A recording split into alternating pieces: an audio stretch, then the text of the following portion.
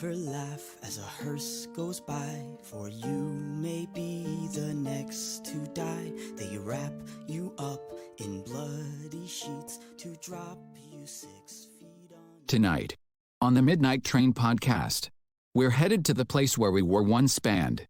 Turns out, they actually like us. New Zealand. Creepy New Zealand, to be completely accurate. Let's see who we can accidentally piss off this time. Listener discretion is advised. All aboard. The worms play pinochle on your snout. They eat your eyes, they eat your nose as you begin to decompose. A slimy beetle with demon's eyes chews through your stomach and out your sides. Your stomach turns to rancid grease and pus pours out like melted cheese. Hello, passengers, and welcome to the Midnight Train podcast. That was a good one. Thanks. Yeah, it was where we good. bring the dark to light. Yeah, we do. Yeah, we try. We try. We try. Yeah. Well, we make fun of a joke about creepy shit, so if you don't know, now you know. Right? Yeah. That's right. That's what we do here, while bringing you as much information on each topic as possible. Some good history in this one Yes, today, buddy. Yes, I'm excited about this one. Yeah, it's good. I'm your host, the conductor, the cryptic Jonathan Sayer, and with me, Woo. as always, is my co-host, Mr. Moody. Woo. This is for both of us. Hey, Logan is not here today because, life. Boo. Everybody boo this man. Boo this man.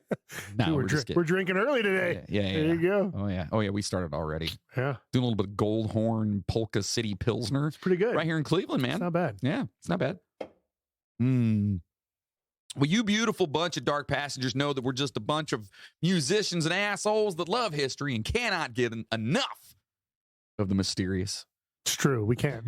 I can't. You cannot. No. And we want you guys to know how much it means to us that you're listening at this very moment. Your reviews and support really do make all the hard work worthwhile. And saying that, please do us a big fucking favor. Stop on over to Apple Podcasts right now. While you're listening, you could do it while you're listening. Yeah, you could. Just go in, Yeah.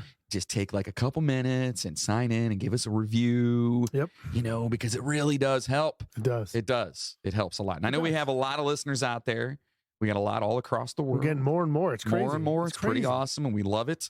So just give us a review. Just because that helps us to move up the ranks, and then other people Just get to give us a hear us. rating. And then all of a Tell us sudden, that you love us. right? And then we're huge, Whatever. and then we can buy Ferraris, and We could. if we get the But pants, you know what? You know what would be better? You know what would be better? What? If we got big enough to where we could take this show on the fucking road. That's what I'm saying. And we could come and meet all you fuckers. That would be amazing, and that's eventually the goal. Literally, we'll take an Amtrak, so it will be the Midnight Train. And we'll do We're gonna have shows. to because we're never gonna make that much money. We'll do shows from the train stations. Yeah, I actually, I think that's the end goal. The end goal is to Yeah, get I'd out love there and to. actually start doing these Fuck things yeah, man. live and live stuff would be put a so little- much fun. little comedy show out there for everybody. Hey, yo. Welcome to the show, the big show. John and Moody in the mornings. Waka waka. Hanga. Woo. Anyway, you can also find us on Spotify and iHeartRadio by typing the Midnight Train podcast in their search bar and clicking the follow button. You'll then get each episode as they are released. They usually drop on Monday. We try really hard. And Patreon subscribers, listen, you guys have been getting some shit, and you're going to be getting some more shit. These bonuses, man. Literally, we're going to send you boxes of shit.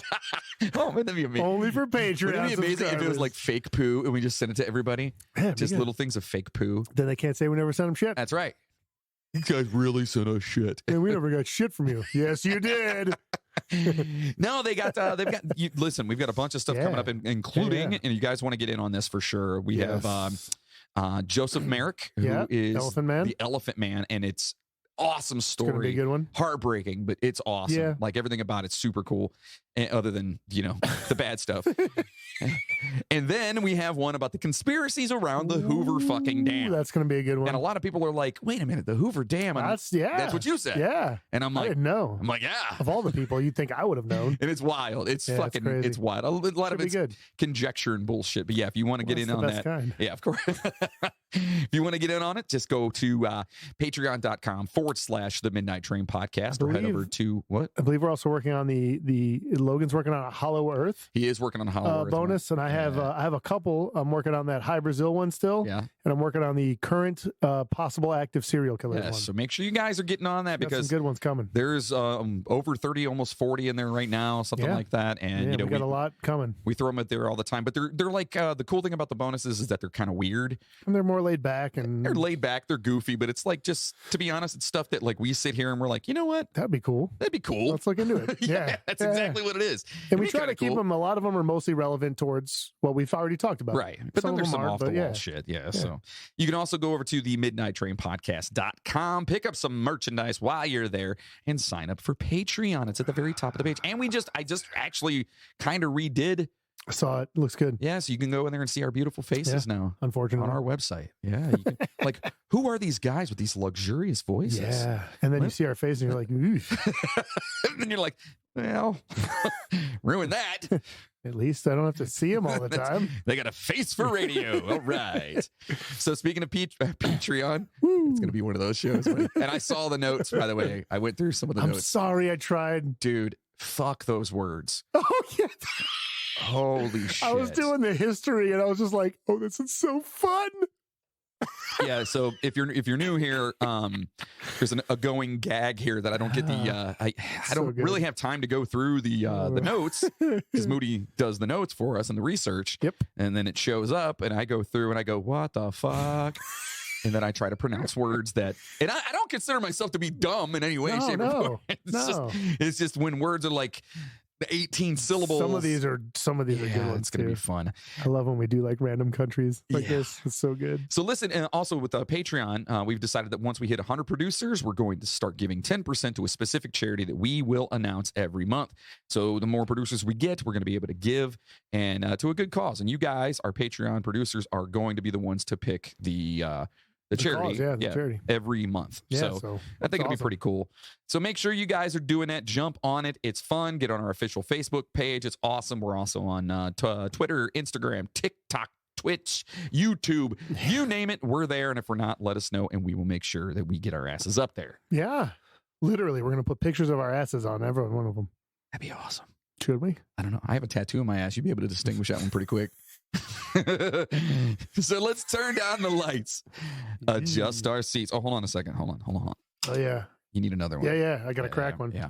I guess I'll just have to chug this one. Oh, and don't forget about the drinking game, folks. Yep. Yes. So we already had one today. Yeah. So every time we, do a movie quote or happen to break into song, you got to drink. Yeah, you drink. And so do we. Drink so the more fun they are, the more drunk we get. And then the more fun they are. And I say it's a cycle. Speaking of songs. What time is it?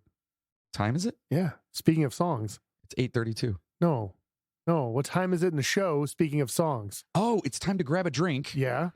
And let's get spooky. But first, yes, here's a toast to all you beautiful motherfuckers.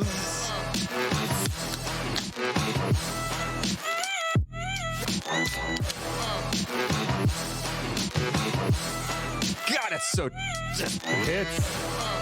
What's the name of the song again? Hold on, ready? It's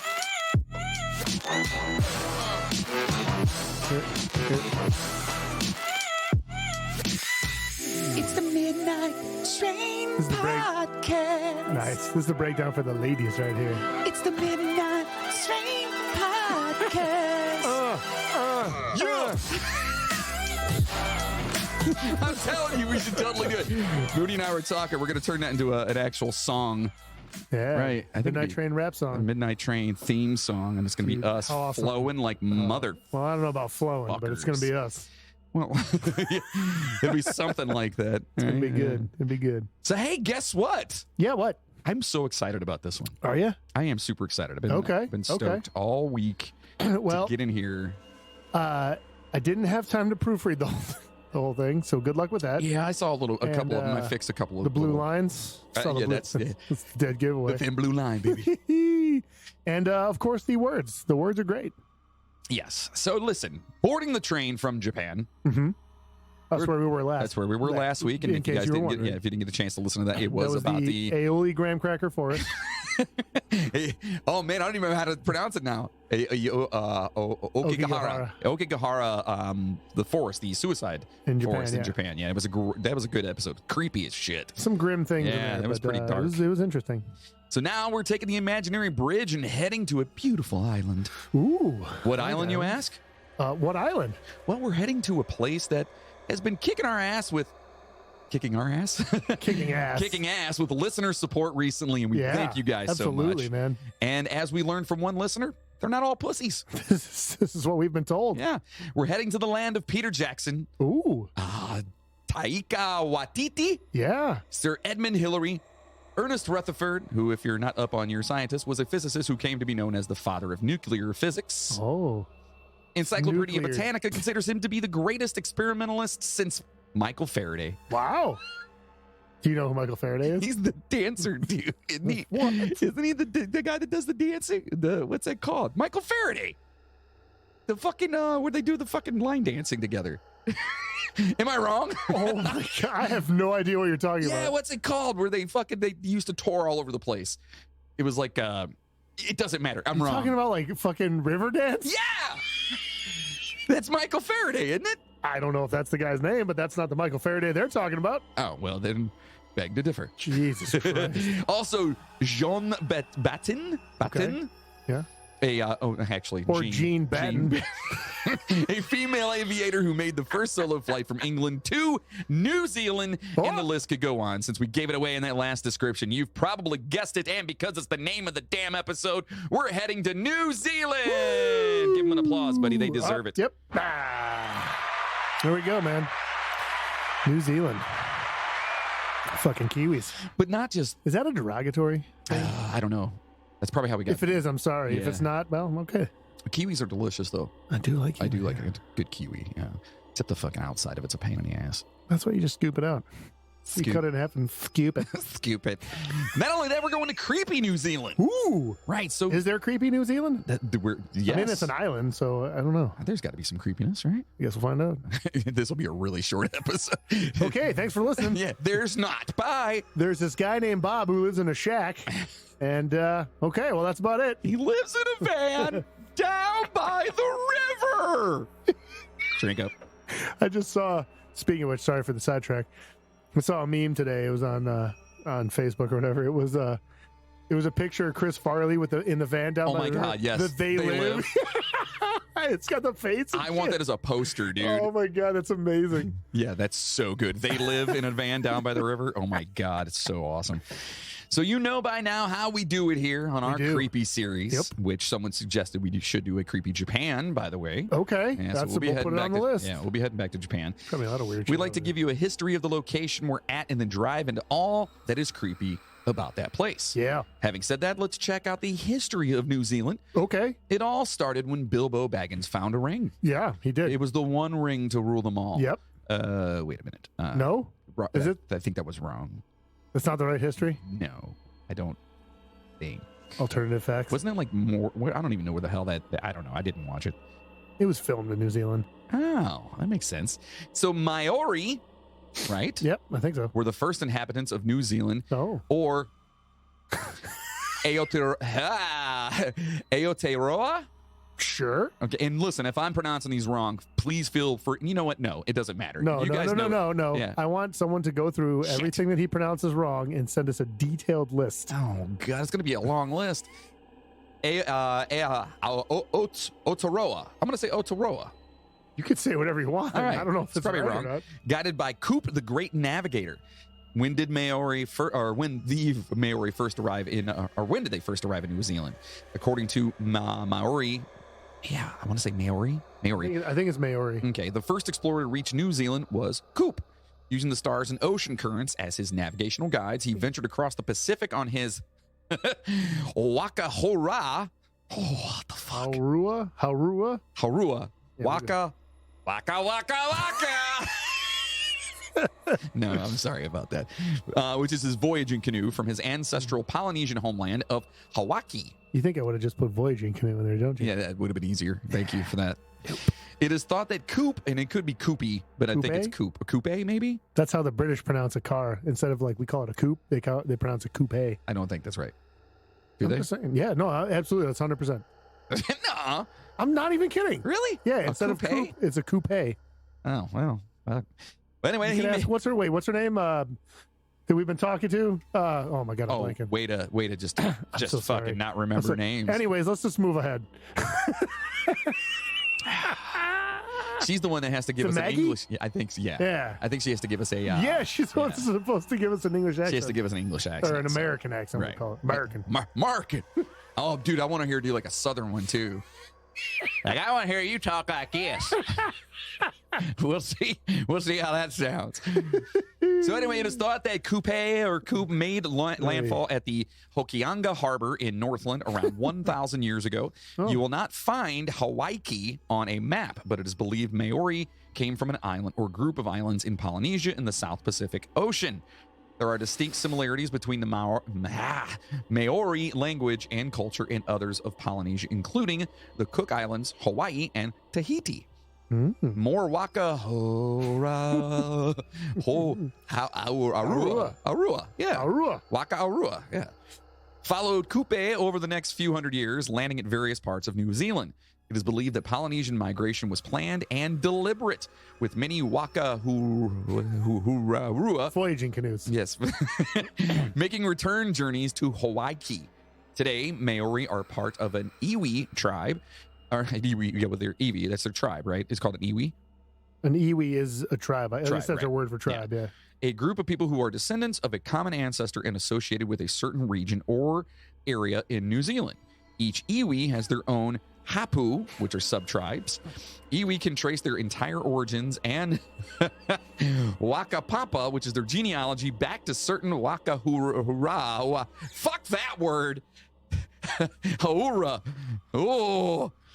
The 7 Waka that arrived to Oh, man. Otoroa were called Tainui, Tearawa, Metatua, Kuruhaipo, Tokomaru, Ote, and Teketimu. Oh my god, this is harder. I think this is the hardest one I've done so far. This is so fun. This is the hardest one. Oh my god. God damn, this is amazing. Hold on, keep going. There's more. All There's right. more.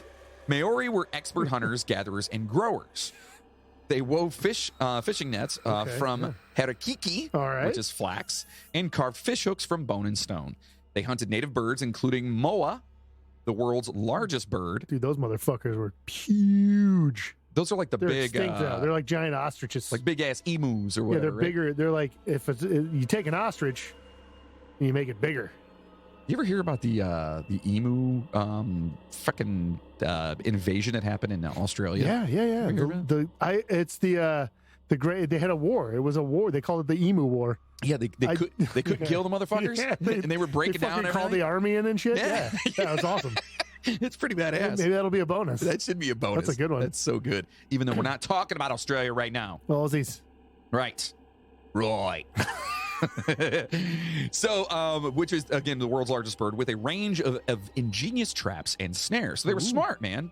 They were hunters. And Yeah, they gotta get food. Maori cultivated land and introduced vegetables from Polynesia, including the kumara, which is a sweet potato, Oh, very nice. and often cooked hangi cooked it in a hangi in an earth oven. Is that what that is? That's what it looks like. Okay. They also ate native vegetables, roots, and berries. Woven baskets were used to carry food, which was often stored in a petaka. All right. Hold on. Have you ever seen, what's the Will Ferrell one where he goes back to the dinosaurs? Land of the Lost. Where he's like, taka. Which is a storehouse raised on stilts. Oh, To protect themselves from being attacked by others, Maori would construct it says long A, so pay, sure. which is a fortified village. Built in strategic locations, pay were cleverly constructed with a series of stockades and trenches protecting the inhabitants from intruders. Today, many historic pay sites can be found throughout the country. Maori warriors were strong and fearless. All right. Fuck yeah, dude. Able to skillfully wield a variety of traditional weapons, including the spear-like taiaha.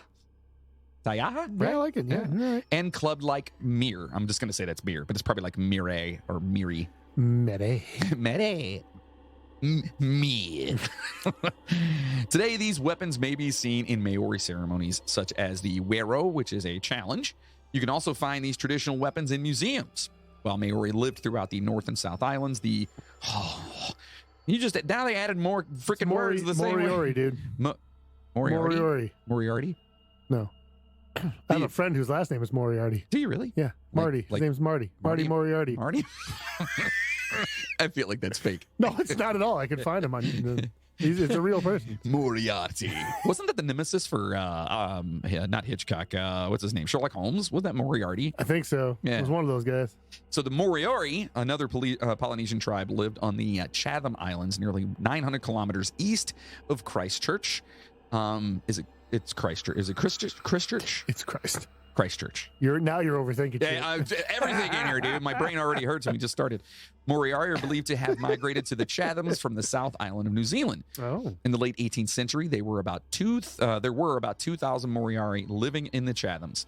However, disease and attacks from Maori saw the numbers of this peace-loving tribe become severely depleted. Well, that sucks. Yeah, man. They're just trying to live their lives. Yeah, live their best life, bro. It's the Moriori, dude. Right. Moriori. I feel like I would have been a Moriori, bro. I would have been a Maori. Yeah, me too, bro. Yeah. The last full-blooded Moriori is believed to have died in 1933. So they're all gone. Holy shit. Yeah, that's crazy to think about. Yeah, that's fucked. The first European to sight New Zealand was Dutch explorer Abel Tasman. That's where Tasmania came from. It sounds about right.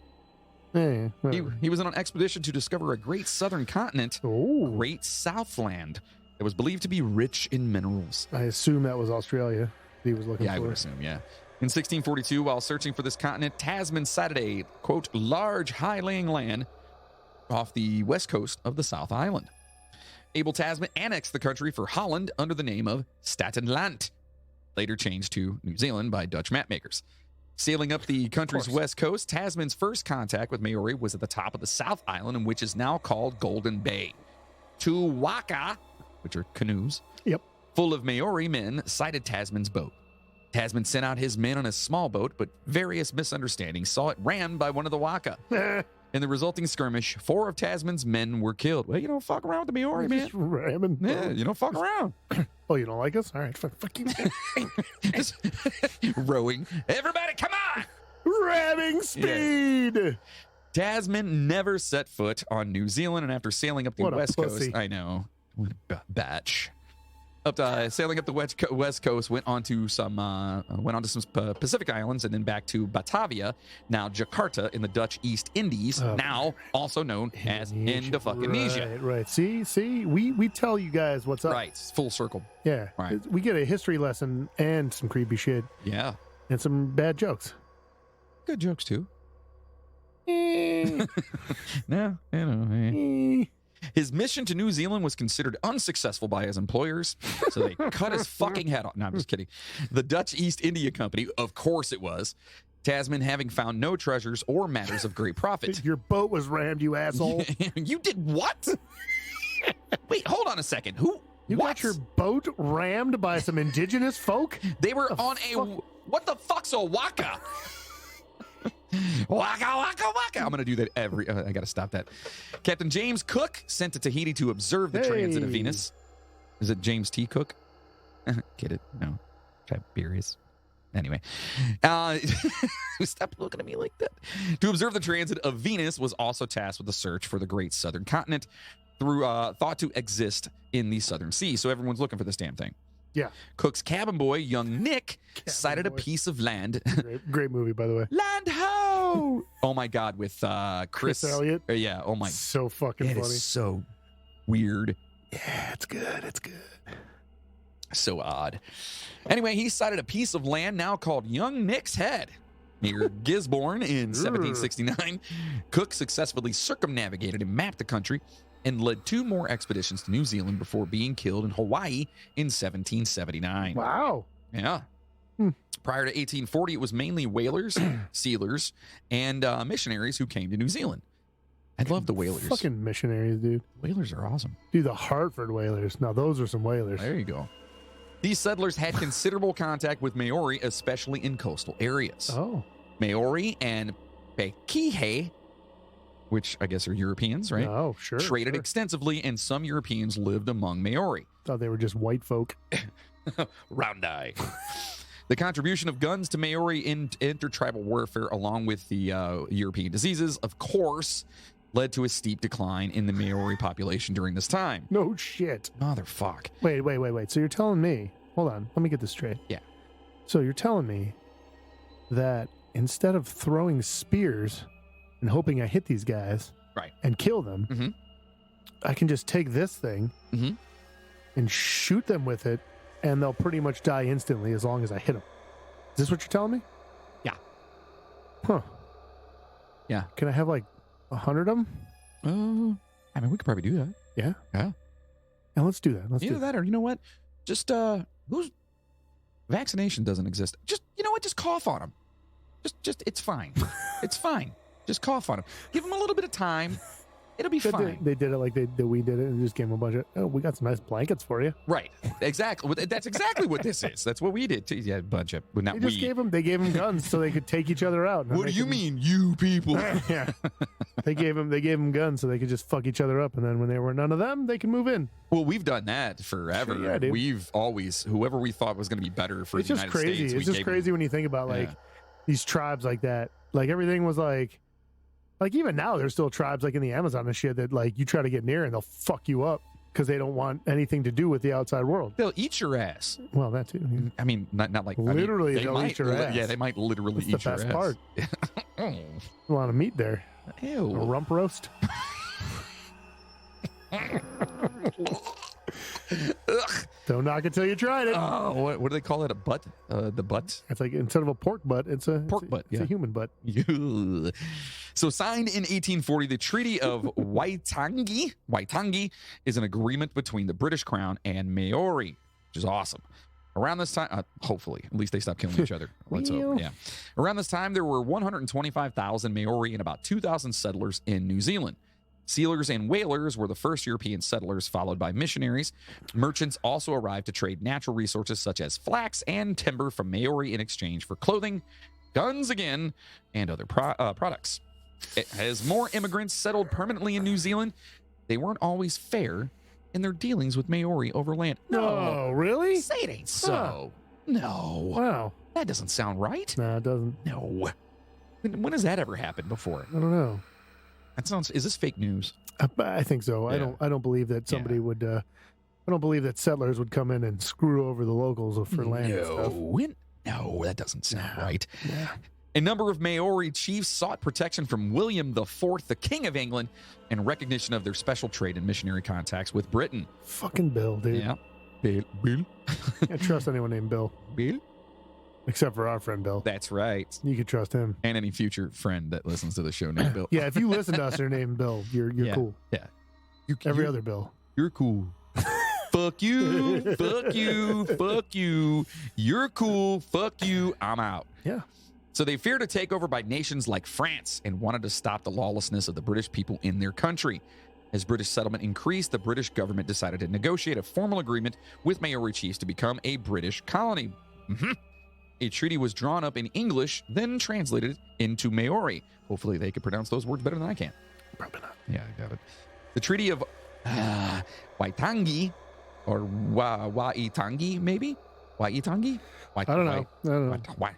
It's like wait Angie to me. What kind of angle? A wide angle? What? No, it's Waitangi. Yeah, Waitangi is what it looks like. Yeah, I don't know. Well, it was signed on February 6th, 1840 at Waitangi in the Bay of Islands. 43 Northland chiefs signed the treaty on that day. Over 500 Maori chiefs signed it, and it was taken as it was taken around the country during the next 8 months. So they took it around, and all these people were like, fuck yeah, we'll do this. Yep. The treaty had 3 articles: that the Queen or King of Great Britain has the right to rule over New Zealand. Sound shitty? That Maori chiefs would Lame. keep their land and their chieftainships and would agree to sell their land only to British monarch. Right. Uh-huh. Sure they can keep it. And that all Maori would have the same rights as British subjects. Sure that went well. I don't think that's how that worked. No, probably not. The second and third articles have caused controversy. Hey. Shocker. Through the years, mainly because of translation problems, successive governments believed the treaty enabled complete sovereignty over Maori, their lands, and resources. No! Dicks! Yeah. But Maori believed that they were merely giving permission for the British to use their land. Disputes over ownership followed, involving a series of violent conflicts during the 19th century. These became known as the New Zealand Land Wars and were concentrated around Northland and the southern part of the North Island during the 1840s and the central North Island in the 1860s. Both sides suffered losses, with the British Crown the eventual victor. Shocker there. Yeah. Land confiscation and questionable land sale. You tired? A little bit. You sleepy over there? Yeah, I'm fine. I'm good. Good? Yeah. Sure? Are you? No. No. Do you wish you were? Yes. Yes, I do. So land confiscation and questionable land sales carried on through the 20th century until the vast majority of land in New Zealand was owned by settlers and the Crown. Fucking Of course it was. bunch of bastards. Yep. Following its signing, many of the rights guaranteed to Maori in the Treaty of Waitangi were ignored. Ah, yeah. To help rectify this, the Waitangi Tribunal was set up in 1975. Feels a little bit late. Yeah, I think so. Yeah.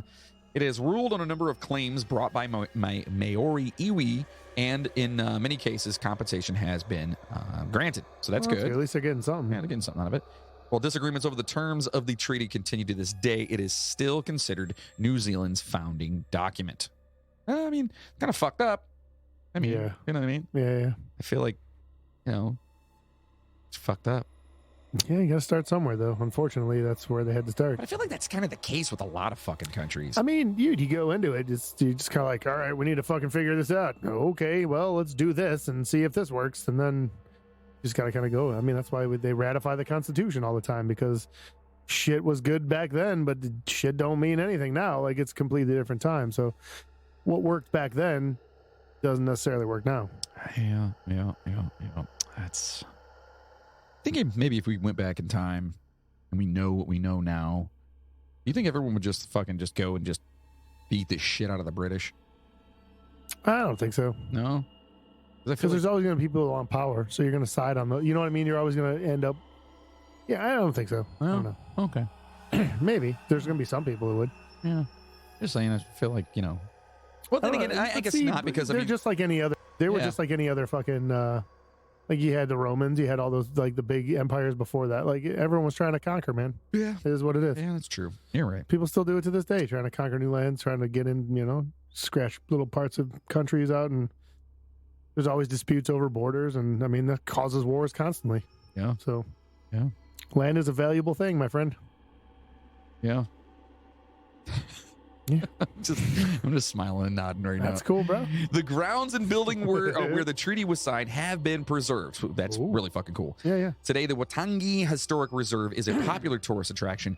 Here you can explore the museum, watch a cultural performance inside the carved Maori meeting house, and visit the Colonial Mission House, historic Flagstaff, and beautiful Wakatawa. That sounds right? I'm lost. I don't know where that's at. I went too far. Where are we at? Back up the ship. Beautiful. Yeah. That was good. Wakatawa? Taua. Tawa?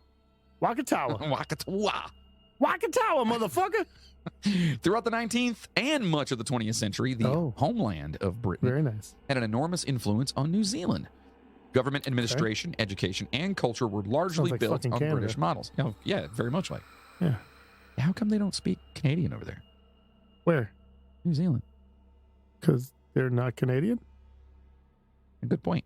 New Zealand troops fought and suffered severe casualties in the Boer War and the two World Wars. Ugh. As Prime Minister Michael Savage said about England in 1939, quote, "Where she goes, we go. Where she stands, we stand." That's pretty fucking cool. Yeah, absolutely. After World War II, cultural ties with Great Britain remained strong. However, successive New Zealand governments saw the USA as their major ally and protector. Ha-ha! America. New Zealand signed the SEATO, the Southeast Asia Treaty Organization. Okay. And signed the ANZUS, which sounds like a butthole. Yeah, I mean, It sounds like something bad happened into your butthole. you got a hammer on my hands. Yeah. Doctor, I got the ANSYS. Oh, I'm so sorry. Should I call your wife? No, she gave it to me. Anyway, it's the ANZUS, Australia, New Zealand, and United States. United States Pact. New Zealand. You know what? That's a good group right there. What's that? United States, Australia, New Zealand. Yeah, I like that. You could fuck some shit up. I absolutely love that. That'd be awesome. Yeah. Except, You know, there's a conspiracy that Australia doesn't exist, right? yeah, that's the dumbest shit. Okay, I've I'm just ever throwing- heard in I'm my just letting you know. No, I know. They also say, what's the state in the United States? Is Montana. it Montana? Yeah, That people are doesn't saying exist. Montana doesn't exist now. What? That's got to be a joke. The Australia thing, whatever, but the Montana's got to be that's got to be a joke. But how can you? Never mind. People are dumb. I don't even want to get into it. Jesus, people. New Zealand troops also fought with U.S. forces during the Korean and Vietnam Wars. Oh, thanks, guys. We appreciate you. Sorry about Vietnam. Yeah.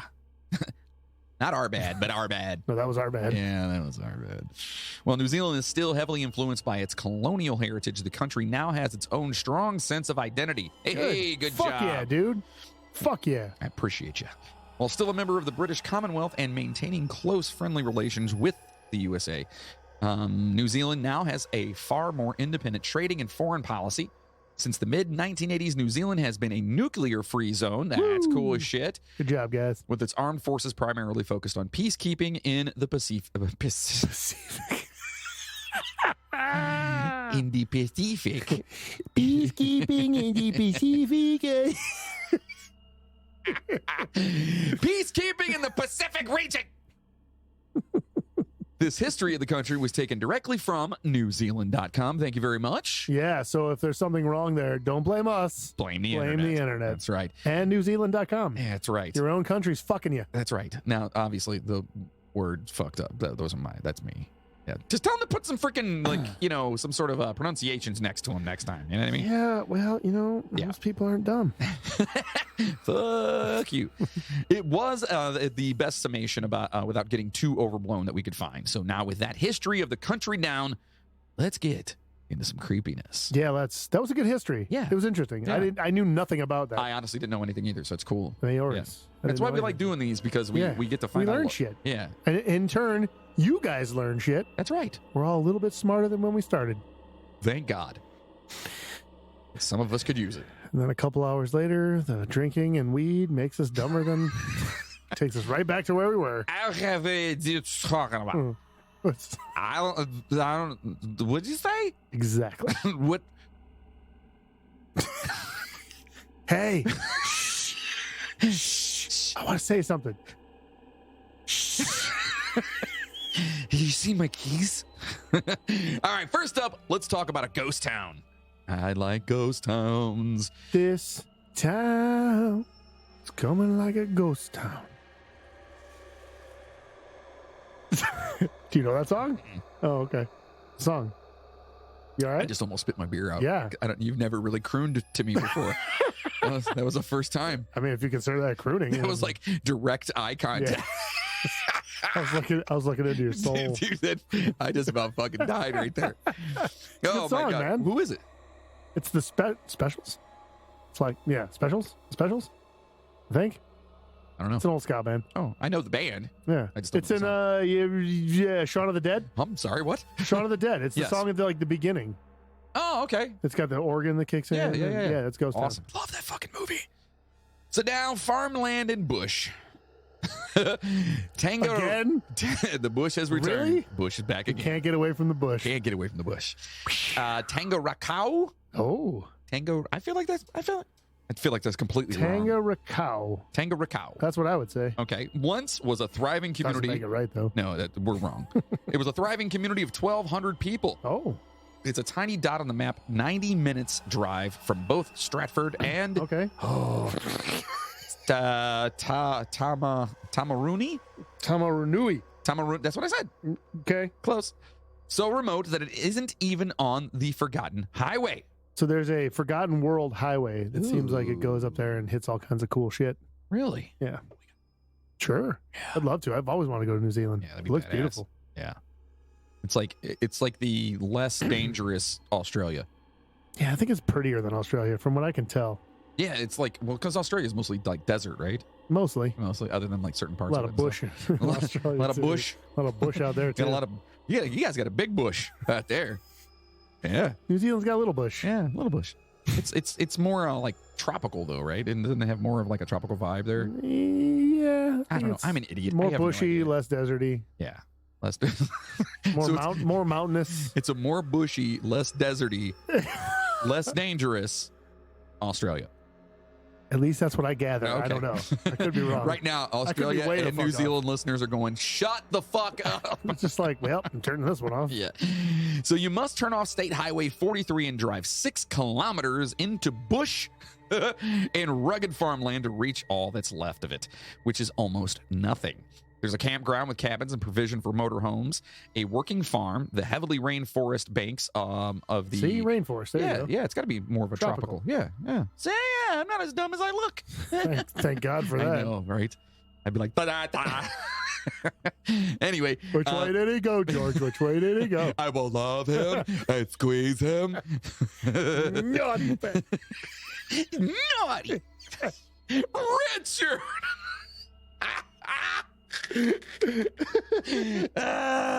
Sorry. Ooh. Shit, drink up. So anyway, the heavily rainforest banks of the Tangarukau River and surrounding hills to explore, and plenty of outdoor activities: fossil collecting, kayaking, hunting. The name, which translates as to fell trees, seems appropriate, for there's nothing but paddocks where a community of 1,200 tunnelers and railway workers once thrived. Oh, okay. What's a paddock? A building? Is that what it is? Yeah. For some reason, hammock comes into my head when I hear that word. Yeah. It's just a shitload of hammocks. You just pull up, there's just a bunch of empty hammocks. You know what I mean? It's a ghost town of hammocks. You know what I mean? Oh my Wouldn't it be God. creepy? That'd be the most peaceful ghost town ever. I mean, though. would it though? Yeah. You I just think pull so. up and all these hammocks are just swinging. Yeah, I'd be like, man, it's time for a nap again. This town is perfect. Dude, hammocks are the shit. I do like a good hammock.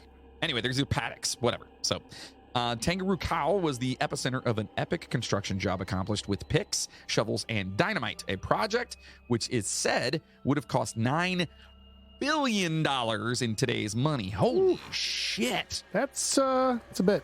It's a lot. A little bit. Construction of the Stratford Okahukura Okay. Okahukura railway line began from All right. Stratford in 1901 and took more than 3 decades to complete. Phew. The link was mothballed in 2009. Mothballed? Yeah, like put aside, shelved, mothballed. I've never heard that That's because term when you before. when you put clothes away, you put mothballs in them to keep all the fucking No, moths I away. understand the analogy, but I've never heard that analogy before. I've never heard anyone use that in that context before. Well, you know, I swear to God, my grandmother used to use mothballs, and now that I smell them, it makes me miss my childhood. Yeah, mothballs. Yeah, Which probably explains a lot, because aren't they poisonous? probably. I will love him. I used to eat them. I thought they were mints. I don't know. Yeah, they had a weird taste. You know what I mean? And went down with the Coke. So, anyway, it was mothballed in 2009, though you can still ride over it in tourist rail carts. That'd be fun as fuck, probably. Yeah, that would be cool. I think they should make you do those fucking The pump ones. pull. Yeah, the Yeah. push. This fucking sucks. For most of its life, this railway thrived with goods, trains carrying coal, stock, and wool, and passenger rail cars traveling both ways every day. His teeth were made of wool.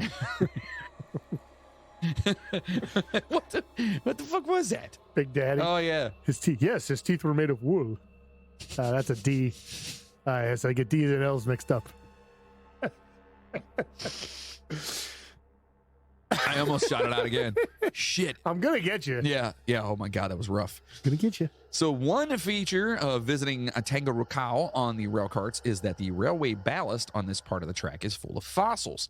Oh. For about 10 years during the height of construction, Tangarukau boasted a drapery store, hairdresser, and tobacconist.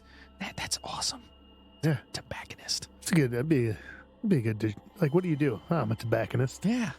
Ooh. Well, What's I that do like? declare. Oh, Lord. A boot shop, tea rooms, confectioner, and fruitier. Fruiterer. Is it fruiterer? Where's that? Or Fruiterer. fruiterer. A fruiter. Okay. Social rooms. The words back then, dude, like they basically took Why whatever. would it just be a fruiter? Why is it a fruiterer? It's a fruiterer. Because maybe you sold fruit, right? Wouldn't you sell fruiters if you were a fruiterer? What? Yeah, I guess that does make sense because you sell confections if you're a confectioner. Right. So if you were a fruiterer, you would sell fruiters. Hairdressers. Good God. How come they're not called tobacconers? I don't know. Yeah. Well, see? Just saying. Tobacconist sounds better than It does sound tobacconer. awesome. Tobacconist. The Tobacconist. It's like a really bad horror movie. Coming this fall. In a world.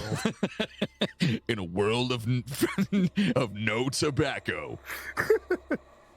In a world, 2037. tobacco has been outlawed. One man dares stand against the...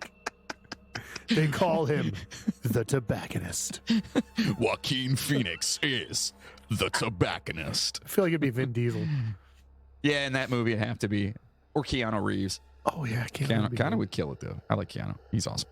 So anyway, also social rooms, post office, savings bank, police station, a boarding house, resident doctor, and dispensary. Wow. Ooh. A dispensary? That kind of dispensary? I don't know. Formed by a cooperative Kangaroo Cow Medical Association. Oh, very nice. A maternity home, cinema, and social hall, lending library and reading room, a well-equipped school, recreation ground, and tennis court.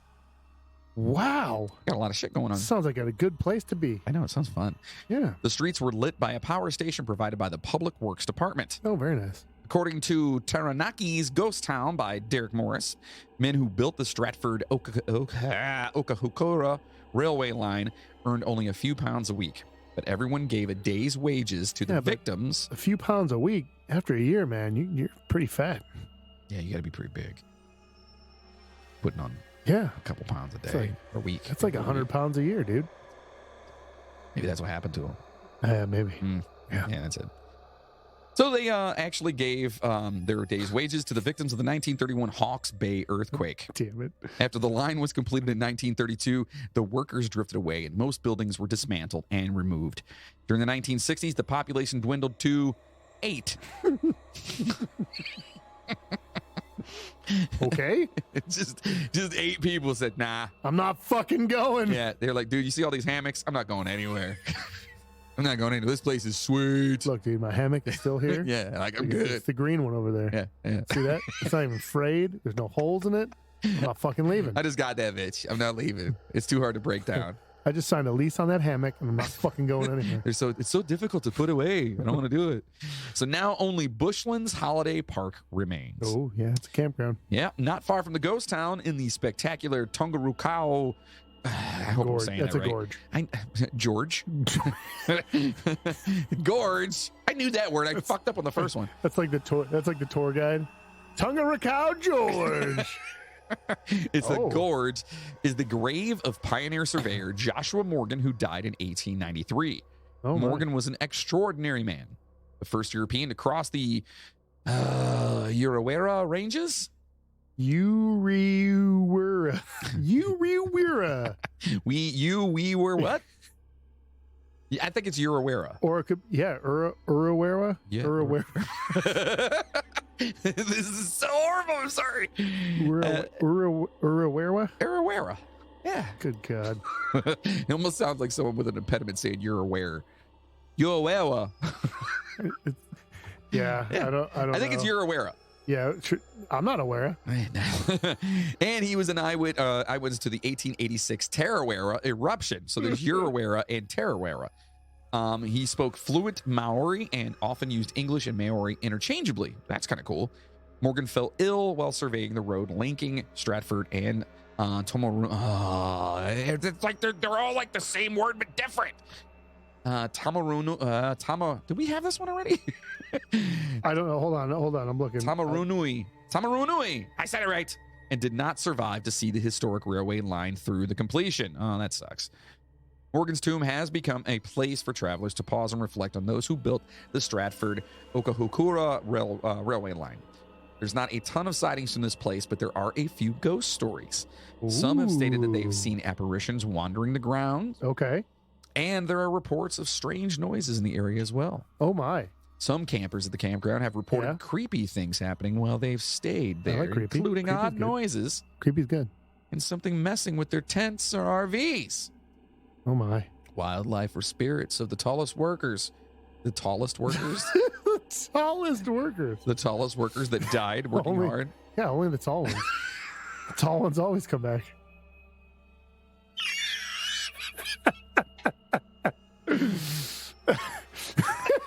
The tallest workers. You know, if you just fucking read this shit, no one would even notice. Yeah, but I'm thinking in my head, like, that doesn't make any fucking sense. If you just rolled through it, there'd be somebody just like, oh, the tallest. Hey, what? Well, whatever. Okay. Just saying. So who is it? Who could be possibly fucking with I don't know. So I was reading a couple things. Like a lot of people say that the area itself is just really creepy. I mean, most ghost towns are. And the fact that a lot of it's just kind of like ruins. There's not much left. Except all those and you hammocks. get like that weird, yeah. I mean, And you get like that weird feeling. People say they see hammocks blowing by themselves, even though that there's no wind or anything. The hammocks just kind of floating around. Right. And no, but I guess a lot of people like hear shit and kind of like see kind of random things in within the ruins. Yeah, but I feel like when you go to a place like that, you kind of you probably psych yourself up a little exactly. bit. Your senses are a little heightened. I mean, people say that it's creepy. It's not. It's one of those ones that I read about. At it wasn't like on a lot of the lists of like most haunted, but it was definitely on some lists of like creepy places. Awesome. And I did happen to find just like a couple of little like, yeah, we saw this or we heard weird shit when we were camping, and so it seems like, you know, I don't know. The history of the place cool, sounds awesome as shit. There's some pictures and stuff like that we can find and put online, but yeah, we'll definitely. I thought it was that. a cool spot, so yeah, I like ghost towns. Yeah, me too. Yeah. So we started out light to whet your whistles. Whet your What? whistle. Whet your whistles. So let's get into more, Whistle. even Whistle. creepier. Creepier? More creepiness. creepier? And if us burping into the microphone, if that upsets anybody out there, please let us know, because We'll not stop doing it, but at least we'll know.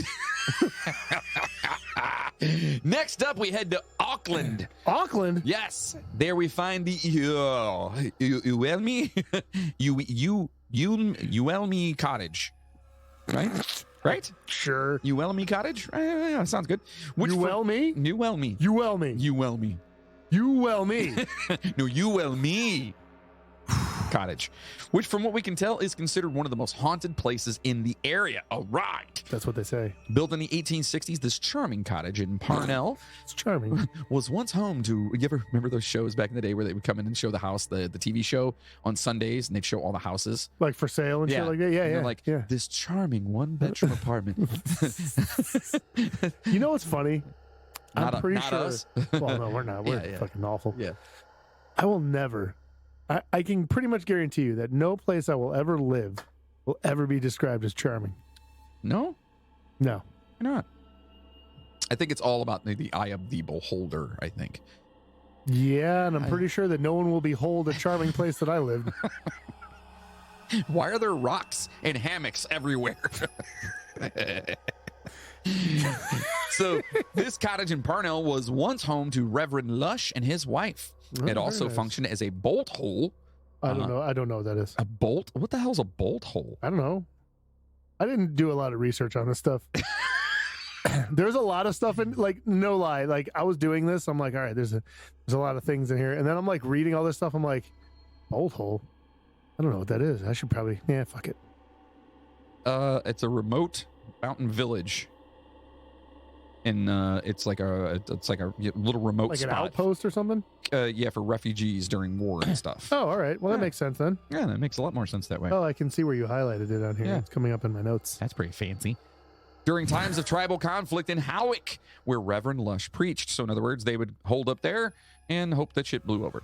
This house has remained largely intact and virtually unchanged in the years since when it was built. So that's kind of cool. It is a glimpse into what life in New Zealand used to be like. It is also rumored to be haunted by the spirits of women and children. Oh, my. And in particular by the spirits of a young girl. Ooh. We found a description of a paranormal investigation done at the house, and we're going to share some of those findings. Oh, very nice. Rather high EMF levels were detected in a few places within the house. They do disclose that some of these reasons were due to wiring in those areas, which happens a lot. So it was cool. They did that. There was a couple spots in there they were talking about. Yeah, fuck yeah, man. Fear. And they definitely went in there to debunk. So there was like, they found a couple of spots with like super high EMF readings, and they found out that there was like the one was on the floor, but they couldn't get to it. But they noticed that at some point, the floorboards had been like nailed down, like re-nailed down. So they were like, okay. So they went under the house to that spot and found out that somebody had gone in there, and like there was like a big junction of where all the wiring came together. So the EMF reading that they were like, ooh, like people would look at that and be like, oh fuck, that's something. But it was actually just interference from just high electrical current. So they went in there to like debunk and see what they could do. So it was cool. I always liked it when people put stuff like that in.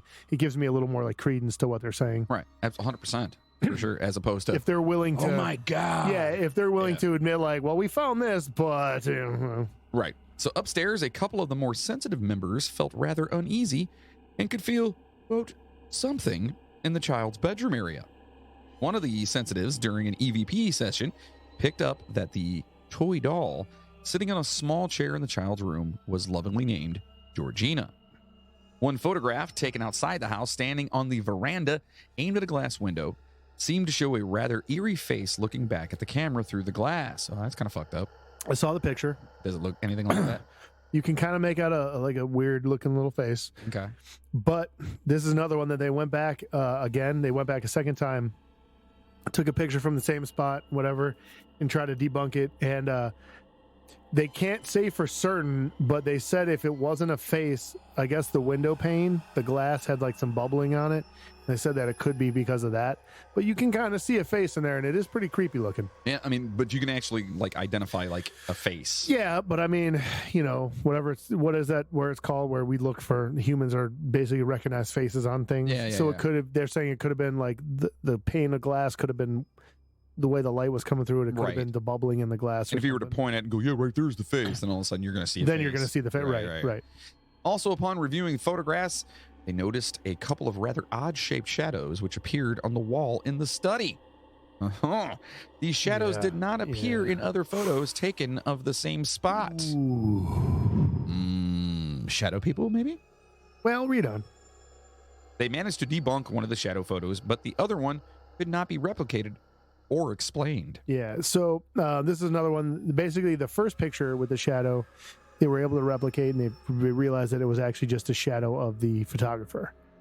And then the second one, they said that the shadow, when that picture was taken, they weren't using a flash, and they tried to replicate. Hey, welcome to words. That was my impression of John. Fuck you. They tried to replicate that one, and they said that the only possible way that they even came close, they couldn't get the same shadow, but the only way they came close was like the dude who was taking the picture had to stand like with his arm behind his back, like stretched out all weird and shit, and it still wasn't quite the same. Well, that's kind of so they had no way to replicate that picture given the circumstance that they had before. That's kind of cool, though. Yeah. So 2 members recall doing an EVP session. One of the members had brought along a balancing bird toy as a trigger object. I feel like it's one of those ones that maybe dips up and down. Yeah. From Darkman? Yeah. That's awesome. I want one of those. That movie's so amazing. Yeah. It's so great. It's crazy to me. Just total side note here. If you haven't seen Darkman, Jesus, please go watch that movie. Sam Raimi. But it's crazy to me that it's what's his name? Liam Neeson. Yeah. It's like one of his first movies. Yeah. It's a total just a weird ass movie for someone like him. Now, you know, you look at him now, even though he's done that same fucking Taken movie like 18 times now. I know you are. The Gray was good though. Yeah, that's the one with the wolves, right? Yeah, it was cool. Good movie. Anyway, sorry. So they brought this bird toy or whatever, and it balanced nearby to where they were sitting and started the session. During the EVP session, they noticed that the bird was moving. Unfortunately, a video camera wasn't on it at the time. However, upon reviewing the recorded EVP session from that room, a sound is heard, and immediately I assume that was like a clicking, like like a tapping or something. I'm just going. That's what it says. Yeah, it says either that or it's KKKKKKK. That's what it sounded like, literally in the background. And immediately after they are heard, then sounding excited about the bird moving. Okay, so they heard the noises. So they didn't have it on video, but they heard it happening. There's recordings of it happening, like audio-wise. And one of the sensitives felt that there was something, a male, Sensitives. in the down. I like how they call them sensitives. Sensitives. He's downstairs like, I just don't want to. Feel a presence. I don't like it. Do you guys feel that? I love the Notebook. Anyway, they felt a male presence in the downstairs office. She also felt very sad in the upstairs children's room and thought that maybe there was a little girl up there. Oh. The name Isabella came up. Okay. Outside of this, they found stories of many people seeing the ghost of a young girl by the oak tree in the garden. This is a very common sighting. A further resident had claimed that people have seen a cat running down the hallway and disappearing in the wall. That would fucking freak me out. Or it was dude. just a stupid cat that ran into the wall. But just But can you imagine like disappearing into the wall? Hey, kid. Oh, shit. Yeah, dude, I'd be gone. What the fuck happened? I'd be more freaked out by that than if I saw like a little girl disappear into a wall. Yeah, probably. Because I'd be like, that's just my mind. The fuck? Exactly. Yeah. Another visitor claimed they heard whispers. Hey. Hey, baby. Hey, do you guys? Hold on, did you guys hear that? I heard something. Hey, There it is again. baby. It sounds like someone saying, "Hey, baby." Did you guys hear that? And so when they were upstairs, they heard these whispers in the house, which is also where the paranormal investigators claimed it seemed most likely that there was activity. Yes. So you're just walking around and all of a sudden your meter's going crazy and you hear, hey, baby.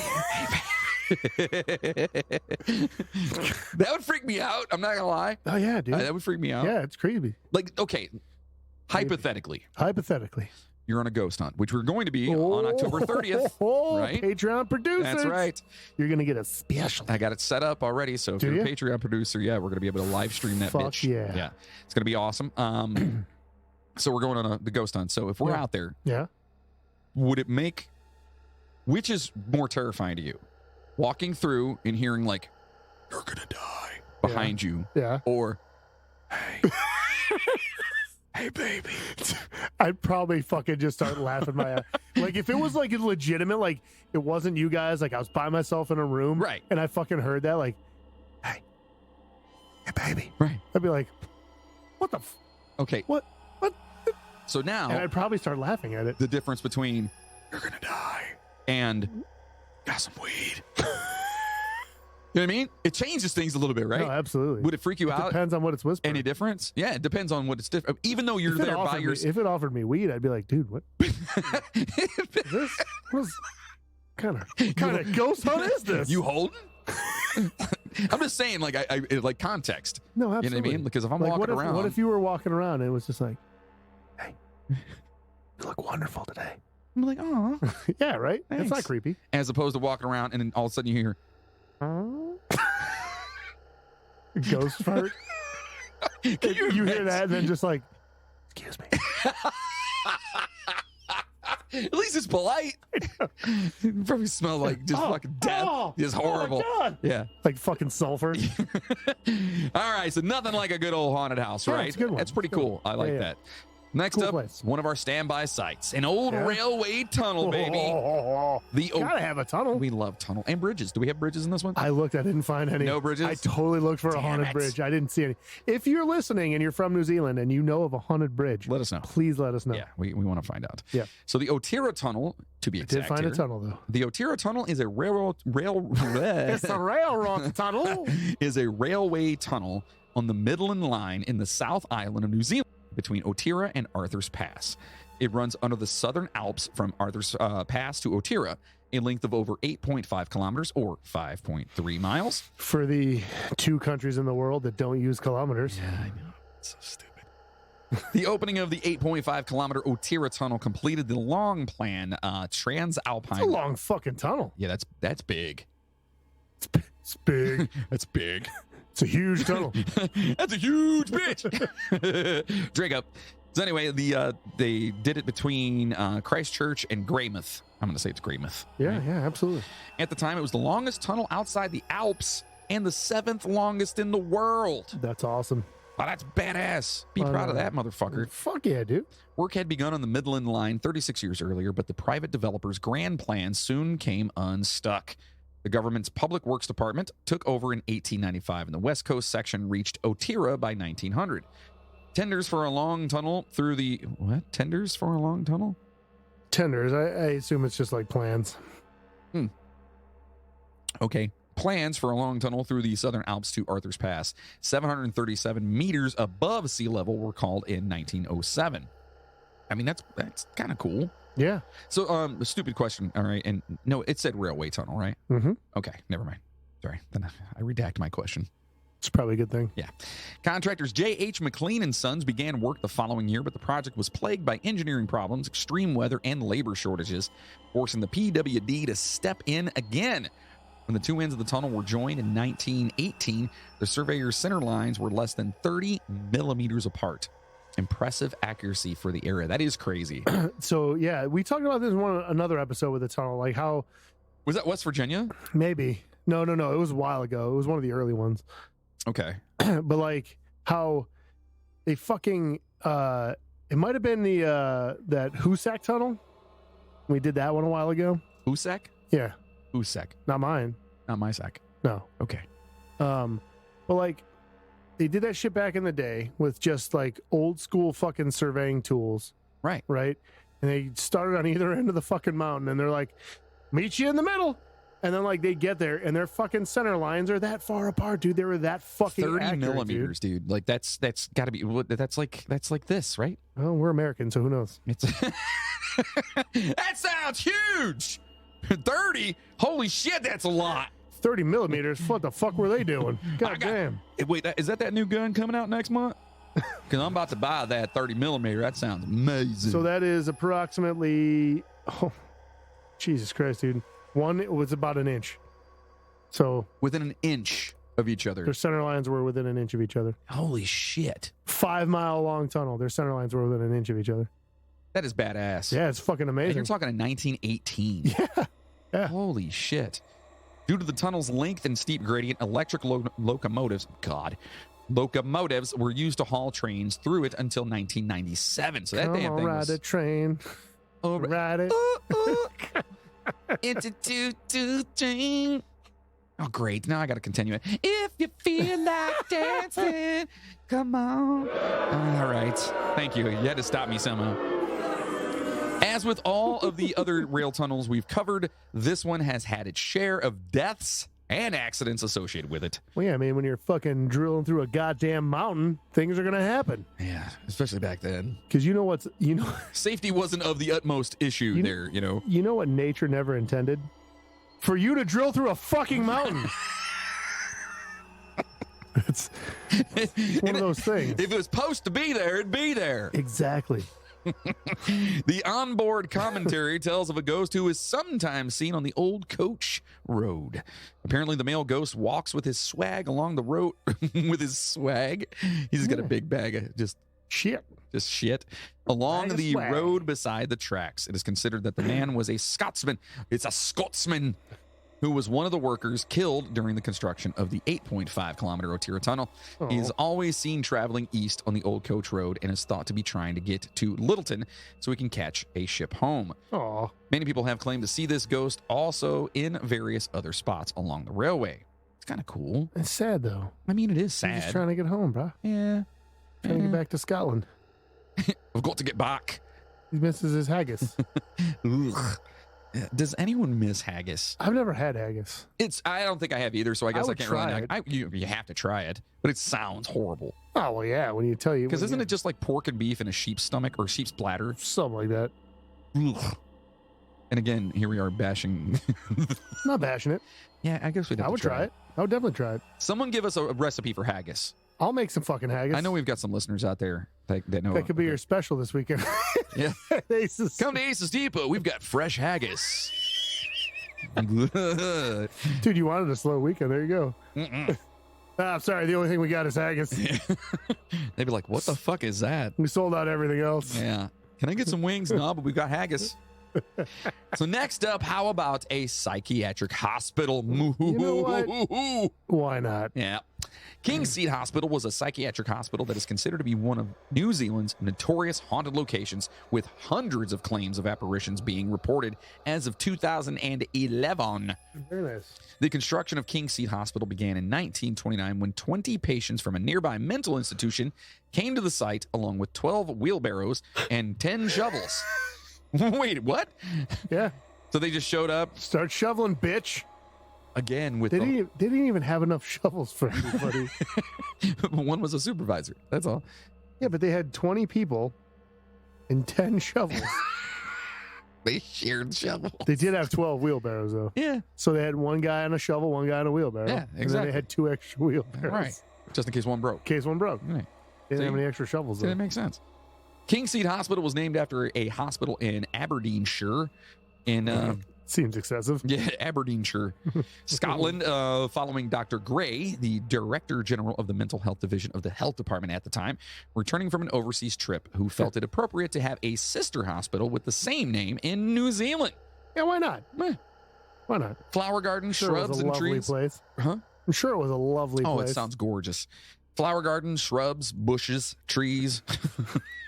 Gotta throw the bushes in there. Yeah. Were grown in the grounds of King's Seat Hospital using surplus plants from the Ellerslie? Yeah. Ellerslie? Ellerslie. Okay, racecourse and Norfolk Island pine seeds from Sir George Gray's garden on Kauai Island. Wow. King's Seat Hospital was in operation from 1932. In 1939, the Public Works Department and Fletcher Construction Company, Ltd., agreed on the construction of a 2-story nurses' home at King's Seat Hospital, with the right. government to provide the steel for the building. Yeah, provide that steel. That's right. Woo. The hospital grew throughout the mid to late 1930s and 1940s to such an extent that by the beginning of 1947, there were over 800 patients. It's a lot of people. Yeah. In 1968, certain nurses at King's Seat Hospital went on strike, which forced the administration, I think they're like certain nurses. certain nurses here. Those nurses. Where you look over here, certain. Mm, not naming any names. Mm. But it rhymes with Sharon. So they went on strike, which forced the administration to invite unemployed people and volunteers to assist them within the hospital grounds with domestic chores. In 1973, a therapeutic pool was opened by the Ooh. then mayoress of Auckland, Barbara Goodman. Ooh, Barbara. Barbara. We're coming to get you, Barbara. we're coming to get you, Barbara. Barbara Goodman. 4 years before the main swimming pool was added to the hospital in 1977. Okay, that was 1973. Yeah. The site celebrated its 50th anniversary jubilee in 1982. There's not enough jubilees, dude. They had a fucking jubilee. There's not enough jubilees. When's the last time you were at a jubilee? It's been a long time. Yeah, Yeah. that's what I'm saying. We need to. I feel like there has to be banjos, right? At a jubilee. Probably. Jugs. Ooh, right? Washboards. Yeah. Oh. Yeah, absolutely. Yeah. Yeah. And a little girl that does nothing but dance the entire time. It's like tap dancing. Just tap dancing. And a spoon guy. Yeah, spoons, yeah. spoons for sure. Yeah. And dude just playing drums like on a bucket. Yeah. We should totally have a jubilee. Should we start a jug band? Sounds like we just did. During the 1970s and 1980s, there were many places attached to psychiatric hospitals in New Zealand where alcoholics were treated for their drinking addictions. Yikes. And Villas 4 and 11 at King's Seat Hospital served this purpose. In 1996, South Auckland Health sold King's Seat Hospital after they sold the hospital after government decisions to replace ongoing hospitalization of mentally ill patients with community care and rehabilitation units. Yikes. Good for them. That's good though. That's a good thing. Yeah. Yeah, they're taking them out of like psych wards and putting them in like community centers and trying to rehab them instead of just being like, "You're crazy, get the fuck away from us." Yeah. You know? Yeah, that's good. It's good. This led to the eventual closure of King's Seat Hospital in July of 1999, when the final patients were relocated off the complex to a mental health unit in Otara. After the closure of King's Seat Hospital in 1999, the grounds were initially considered as a potential site for a new prison able to accommodate 600 inmates. In 2000, legal action was taken against the Tainui. I feel like I got that. Tainui tribe. Tainui tribe? Yeah. For financial issues involving the former hospital. By 2004, more than 200 people had come forward to file complaints against the national government for claims of mistreatment and abuse of patients at New Zealand's. There it is. At the psychiatric institutions, including King Seat Hospital. During the 1960s and 70s.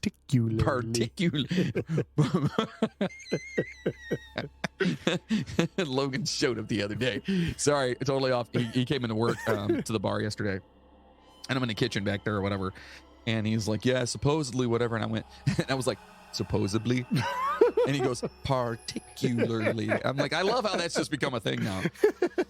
So many of the complainants, who at the time of the incidents were aged between 8 and 16 years old, yikes, said that they were heavily over-medicated, unwillingly subjected to shock treatment, and placed in isolation for long periods of time, sometime for fucking months. Dude, like, all right, I'm just going to come out and say it. I would really love if somebody put me in isolation for a month. Just be like, you know what? Time out. Go be by yourself for a month. I'd be like, you know what? Thank you. Be like the best sleep of your life. Fucking A, man. Best rest. As long as I got my food and whatever, and as long as I had a place to shit, fuck it, dude. Leave me by myself for a month. I don't care. Yeah. I don't care. I'd probably do that. I would love it. I say that now, but I'd probably go batshit crazy within like the first 8 hours. I'm already batshit crazy. This is true. That's the difference. Where can I go from here? Okay, you've made your point. Yes. So a paranormal team found a diary that contained the following, quote, "There was never enough hands to help the extremely handicapped eat. No medications to avoid being scratched or attacked nurses or kitchen or laundry staff alike. If having to go past the residents to clean up or stop them attacking each other." Ugh. So basically they were saying there wasn't enough medicine to like chill these fucking people out. Or staff, right? Yeah. Wow, that sucks. Quote, "We could use the hours between meals to just clean up the dining rooms. I cried with relief to learn this hospital has closed." Oh my God, poor lady. Former employee, yeah. Also, the diary claimed more nurses died there than patients. Well, that's fucked. Yeah. Wow. One of the most prolific reports is of the gray nurse, believed to be the ghost of a former worker who died while the psychiatric hospital was still in operation. The property contains abandoned nurses' quarters where the apparition is meant to have been spotted lurking in the shadows. That's creepy as shit. No, I mean, just to think about that, like, more nurses than patients passed away in this fucking place. And there's still the nurses' quarters there. So they're, to me, remnants. Something there, man. There's got to be some sort of like, even like just like a residual haunting. Maybe. Supposedly. Yeah, well, some people believe in that shit, and then other people are idiots. Yeah. The nurse is just one of many shadows spotted in the halls, a phenomenon which has been described as having always existed. Phenomenon. Phenomenon. Damn it! It has always been described as having always existed and feeding on negative energies and the emotions of fear. That's scary. It feeds off your fear. Yeah. So it's not one of the ones that goes, "Hey, I like your shoes." No. Okay. This one says, "Hey, eat your spleen." My. I mean, that's what it sounds like to me, right? Yeah. Here we have another paranormal team account. Oh boy. Quote, "The EMF meter suddenly went off. We started tracking the field and found we could actually gauge the shape and size of it. It was about the size of a football and was floating about a meter or so off the ground." Yeah. What do you think that was? You all right over there? Yeah, dude, sorry. Aren't you on vacation this week? I am. How are you that tired? Because my kids get up at fucking 6:30 in the morning regardless of whether I'm on vacation or not. Dude, one word. Benadryl. Yeah, well, tried heroin. I meant for them. Me too. He's kidding. Yeah, I'm kidding. It's fucking horrible. Now they just want more. Yeah, see what you done. I know. Look what you done. So, quote, at one point, it was hovering around Kells, who's another team member, Yes. around their head for a couple of minutes before moving off. As I was measuring the field around Kell, I could feel an icy cold patch all around my hand holding the EMF meter. The team recorded several unusual incidents, including hearing the name Stephen very clearly when they used a spirit box to communicate with ghosts. Steven. Hey, Steven. Huh? You just hear, huh? See, that would be fucked up if they was saying, if like your name was Steven and like you have the spirit box on, you just hear like, Steven. Yeah, Steven. but there's okay, again, we're talking differences here. If it just went, hey, Steven, as opposed to, Steven. But like, you know what the spirit box is, right? Yeah. So it's like one of those things where like It's it a basically. really badass band with a chick singer. I don't know anything about that. They are pretty badass. Anyway. So no, it's basically a little thing that basically plays white noise, and it scans like FM frequencies and shit like that for white noise. Yeah. And then you hear stuff come through on that. So like you hear like names, like it'll be like just like Steven. Yeah, so you hear like, No. no, not like that? No. No. What? How does that even make sense to you? I don't know. I'm just saying, like, I guess it's all in context to me. You know what I mean? Like, I think it'd be creepy as fuck though if you're just like sitting there, you're like, oh, let's see if we can get anything on the old spirit box. And it's just like, see, to me, John. What? I hear you going, well, let's see if we got anything out of the spirit box.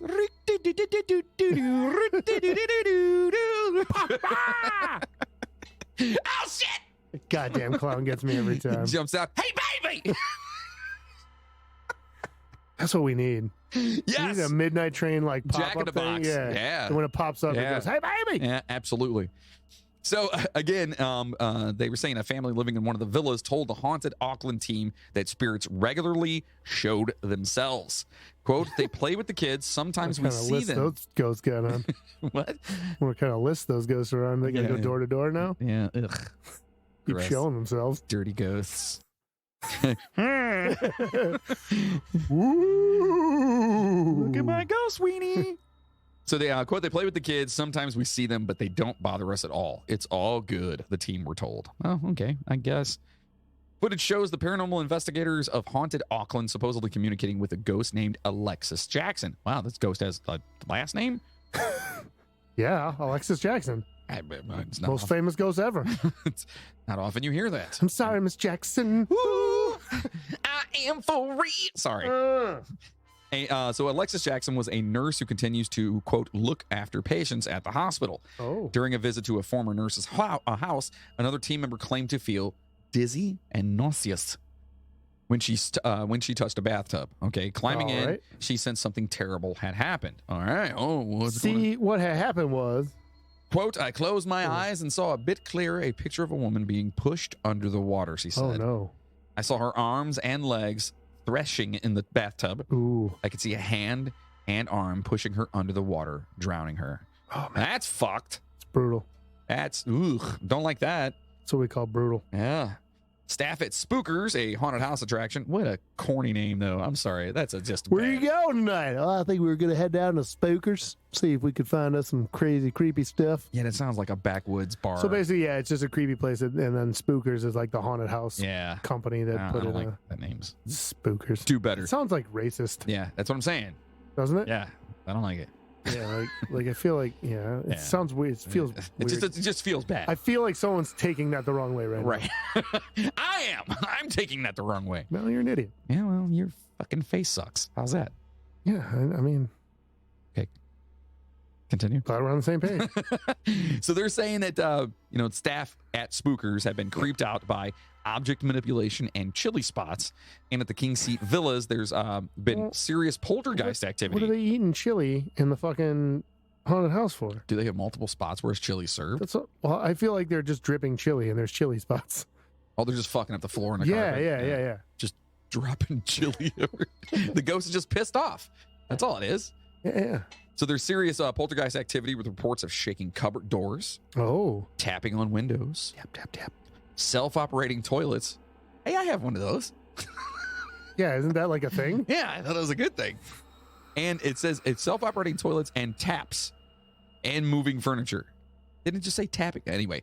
Yeah, but that's on the windows. Oh, on a tap. Tap, tap. Tap. Give it a tap. Oh, tap, tap, tap, tap, tap-a-roo. Voices have been heard, sulfur smelt, and shadowy figures seen. That was the ghost farts. Yeah. Sorry about that. You're going to want to move. TV show Ghost Hunt features footage of an unplugged dentist chair turning itself on and claims to have captured the shape of a ghost face in a shower stall. You can find the footage of the dentist chair turning itself on as well. Really? Yeah. What do you think about that? Do you think that? But I didn't watch it. Okay. I didn't have time. All right, moving on. Cryptids, anyone? We like cryptids. Yeah. We like cryptids. How about cryptids? Cryptids. Crypt kickers? Fucking shut your face. How about the... Okay. Yeah, keep going, buddy. Mohau. The what now? Mohau. What now? Mohau? I'm thinking just, well, I mean, if you look at it, it's just Mohau. Mohau. We're calling it Mohau. Moahau? Moau. No, that sounds like a Hawaiian island. I'm telling you, I think that's Moahu. It's not Moahu. Why would it not be Moahu? Because M-O-E. It'd be if anything, like Moehau. It's how. H-A-U is how, not who. What? Okay, Mohau. You feel better? I don't know. So Mohau, also known as... I feel attacked is what I feel right now. Maero, Matau, or... Oh, shit. Look at this name. Yeah, what do you got there, buddy? Tuhorangi, Toangina, or Rapuwai, described by the Maori people of New Zealand as being, quote, terrible creatures, half man, half animal, with a very aggressive temperament. They were only too happy to massacre, it sounds like you, to massacre and eat anyone that strayed into their domain.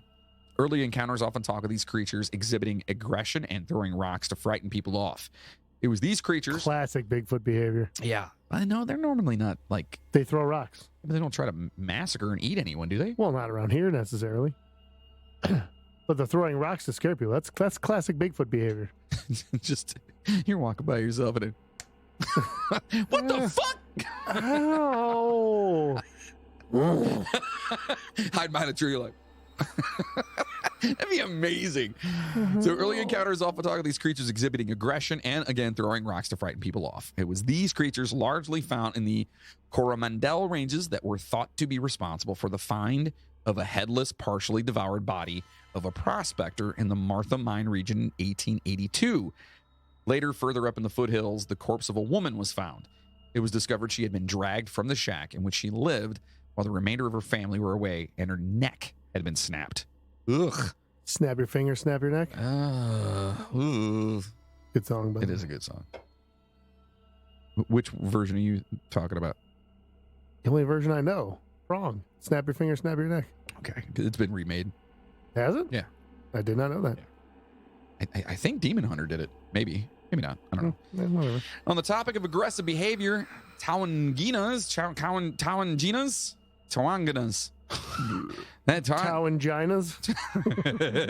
were greatly feared by the population of the lower Wanganui River, as they were said to viciously attack any fishermen who strayed into their territory. I really wish we had someone with like a fucking New Zealand accent to say these words right now. That'd be amazing. Wanganui. Yeah. Like I would literally stop every time just for them to say just the have words. Them say it, yeah, that'd be so good. Dude, I love New Zealand's got a great accent. I love it. It's.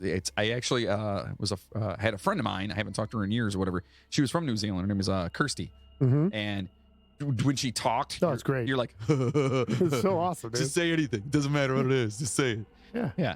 So this vicious behavior, however, seems to have abated in more modern encounters as the beasts in more instances flee on sight of humans, as opposed to just fucking throwing Run rocks. away!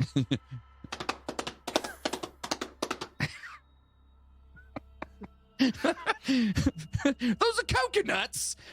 So Rapawai are believed from legend to be able to crush any strong Maori warrior with ease, employing their large, powerful hands. They are said to be tool-producing beasts. Oh, shit. Oh. Using wood and stone. The articles crafted are said to resemble those produced by Homo erectus hominids. Homo erectus. Yeah. Wrecked him, damn near killed him. Hey-oh. Oh. The Rapawai are, I've actually heard of this one before, are mostly believed to be an evolved orangutan and fled to these uninhabited islands of Polynesia. Oh. Meanwhile, the Mohau or Mohu or Mohau are depicted as being as tall as a man, completely hair covered, and marginally ape-like facial features. Okay, So it's me. fucking you. It's fucking Bigfoot. It's you. I'm marginally ape-like. And you are pretty hairy. Yeah. And marginally. The primary difference from human appearance being the extremely long fingers, So I'm going to describe myself. marginally ape-like. Like, what do you look like? I'm marginally ape-like.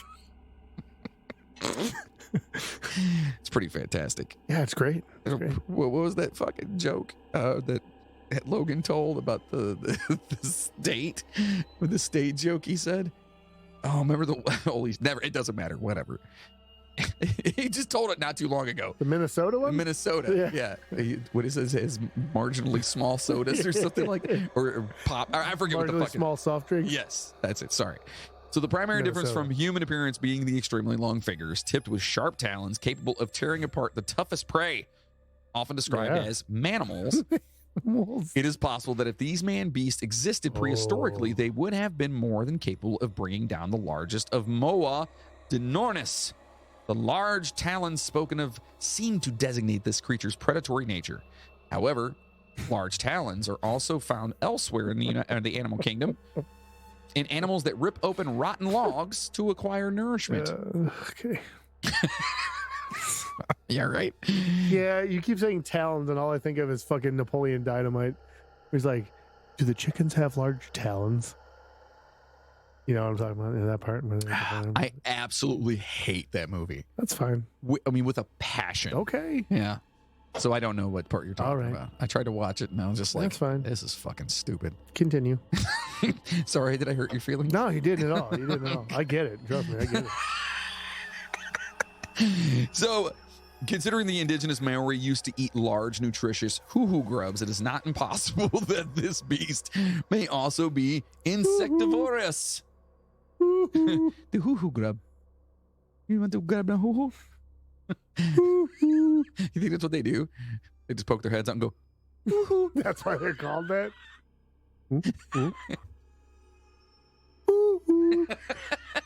Be amazing. Fucking hoo-hoo grubs are at again. Matau giants are described as being ape-like, but 3 meters tall. That's big. 9 feet. That's a big motherfucker. That is big. Yeah. The Rapawai are gigantic, slow, clumsy creatures that are of strong muscular stature. These creatures can be categorized as follows. Oh. Those that are the stature of an ordinary man, Yeah. the Moho or Mohau, and Maero, and those that are of giant stature, the Oh, Matau, the okay. Tuhorangi, the Matau giants, and the Rapawai. All right. Many areas of New Zealand are named for these great hairy man beasts. Oh, boy. You're a great hairy man beast. Marginally. Marginally. You are Ape-like. marginally ape-like, a great hairy man beast. Marginally. Mohau Mountain, where they are believed to reside. That's going to be the next shirt. Yeah, That's all it's going to say on it. yes. Marginally ape-like, Giant man beast. Oh, great hairy man beast. marginally ape-like, great hairy man beast. Yes. That's our next shirt right That's the there. next shirt for sure. I'll wear the fuck out of that. And it's gonna be in like just a lowercase weird font, just for no fucking From, reason. like from here to here. Yeah, cover the whole It's shirt. really big. Like, what the fuck is that? So that's where they are believed to reside, and people are cautioned against going up there Oh, to such place. okay. The Mohau are thought to populate both Mount Tongariro and Ruapahu. Ruapahu? Rapahu, yeah. Ruapahu. Oh my God! Look at this next one. Yeah? The Karangahake Gorge, Yeah, okay. Coromandel Ranges, Martha Mine region, the Waikaramona in the Urwera Ranges. What the fuck? All these are all in the same row. Waikaramoana. Waikaramona. In the Urwera. Urwera Ranges, Uriwara. The Heffy River of the Northwest Nelson State Forest Yeah, Park. that one. That's probably the only one you missed, actually. That's the funny part. Which one? The Heffy. I You probably missed got it that. wrong. That's the wrong one. That's probably the wrong You've been one, getting yeah. everything else right. But you missed, You're you right. missed Heffy. The Kayakura Mountains, the Heffy. Fjordland They got a Fjordland? National Oh, Park. it's spelled differently. And there's no J, right? Do they have fucking fjords in New Zealand? I don't even know what the fuck a fjord is. Wait, actually, I'm lying. My dad had an F-150. What does that have to do with it? You said fjord, right? Yeah, like a Fjord Fiesta. Fjord Mustang, right? Yeah. It's- Yeah. Oh, you're right then. All right. and are believed to be very common in the Haast Pass area, particularly around the Haast River. The Matau giants inhabit Lake Wu in central Otago. This is fucking... I am so sorry, New Zealanders. Jesus Christmas. Yeah, what do you got next? Toanginas. You got some of them toginas in there? See, here's my thing, though. Toginas. So looking at this right now, it looks like Toanginas, Yeah, that's probably where I would but it's go with probably like Toranganas. it.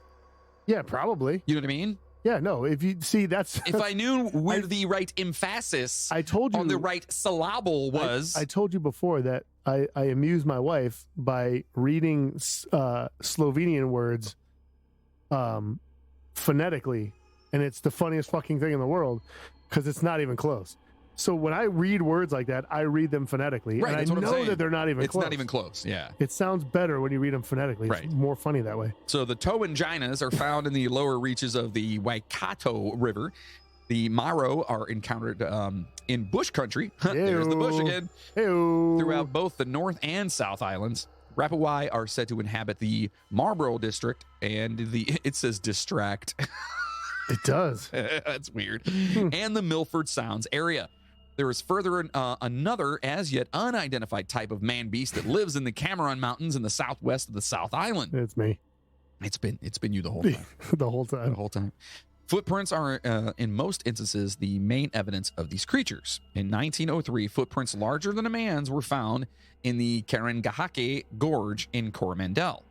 In 1971, a trail of footprints similar to a man's, though extended in appearance, was located on snow-covered ground and led into a zone of bush on a... What the fuck? That's what I meant to There's do. the one. Yeah.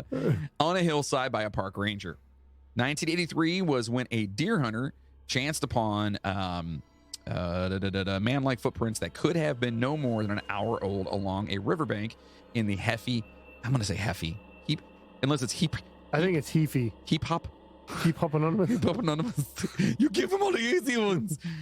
Heafy? Is that right? Hefe. Hey, Hefe. The Heafy River area. In 1991, campers in the Cameron Mountains of the South Island elected to abandon their camp after finding unusually large man-beast prints near where they were Keep camping. using the word man beast. Man-beast. It's a man beast. How do they not know that it's just like a dude with big-ass feet?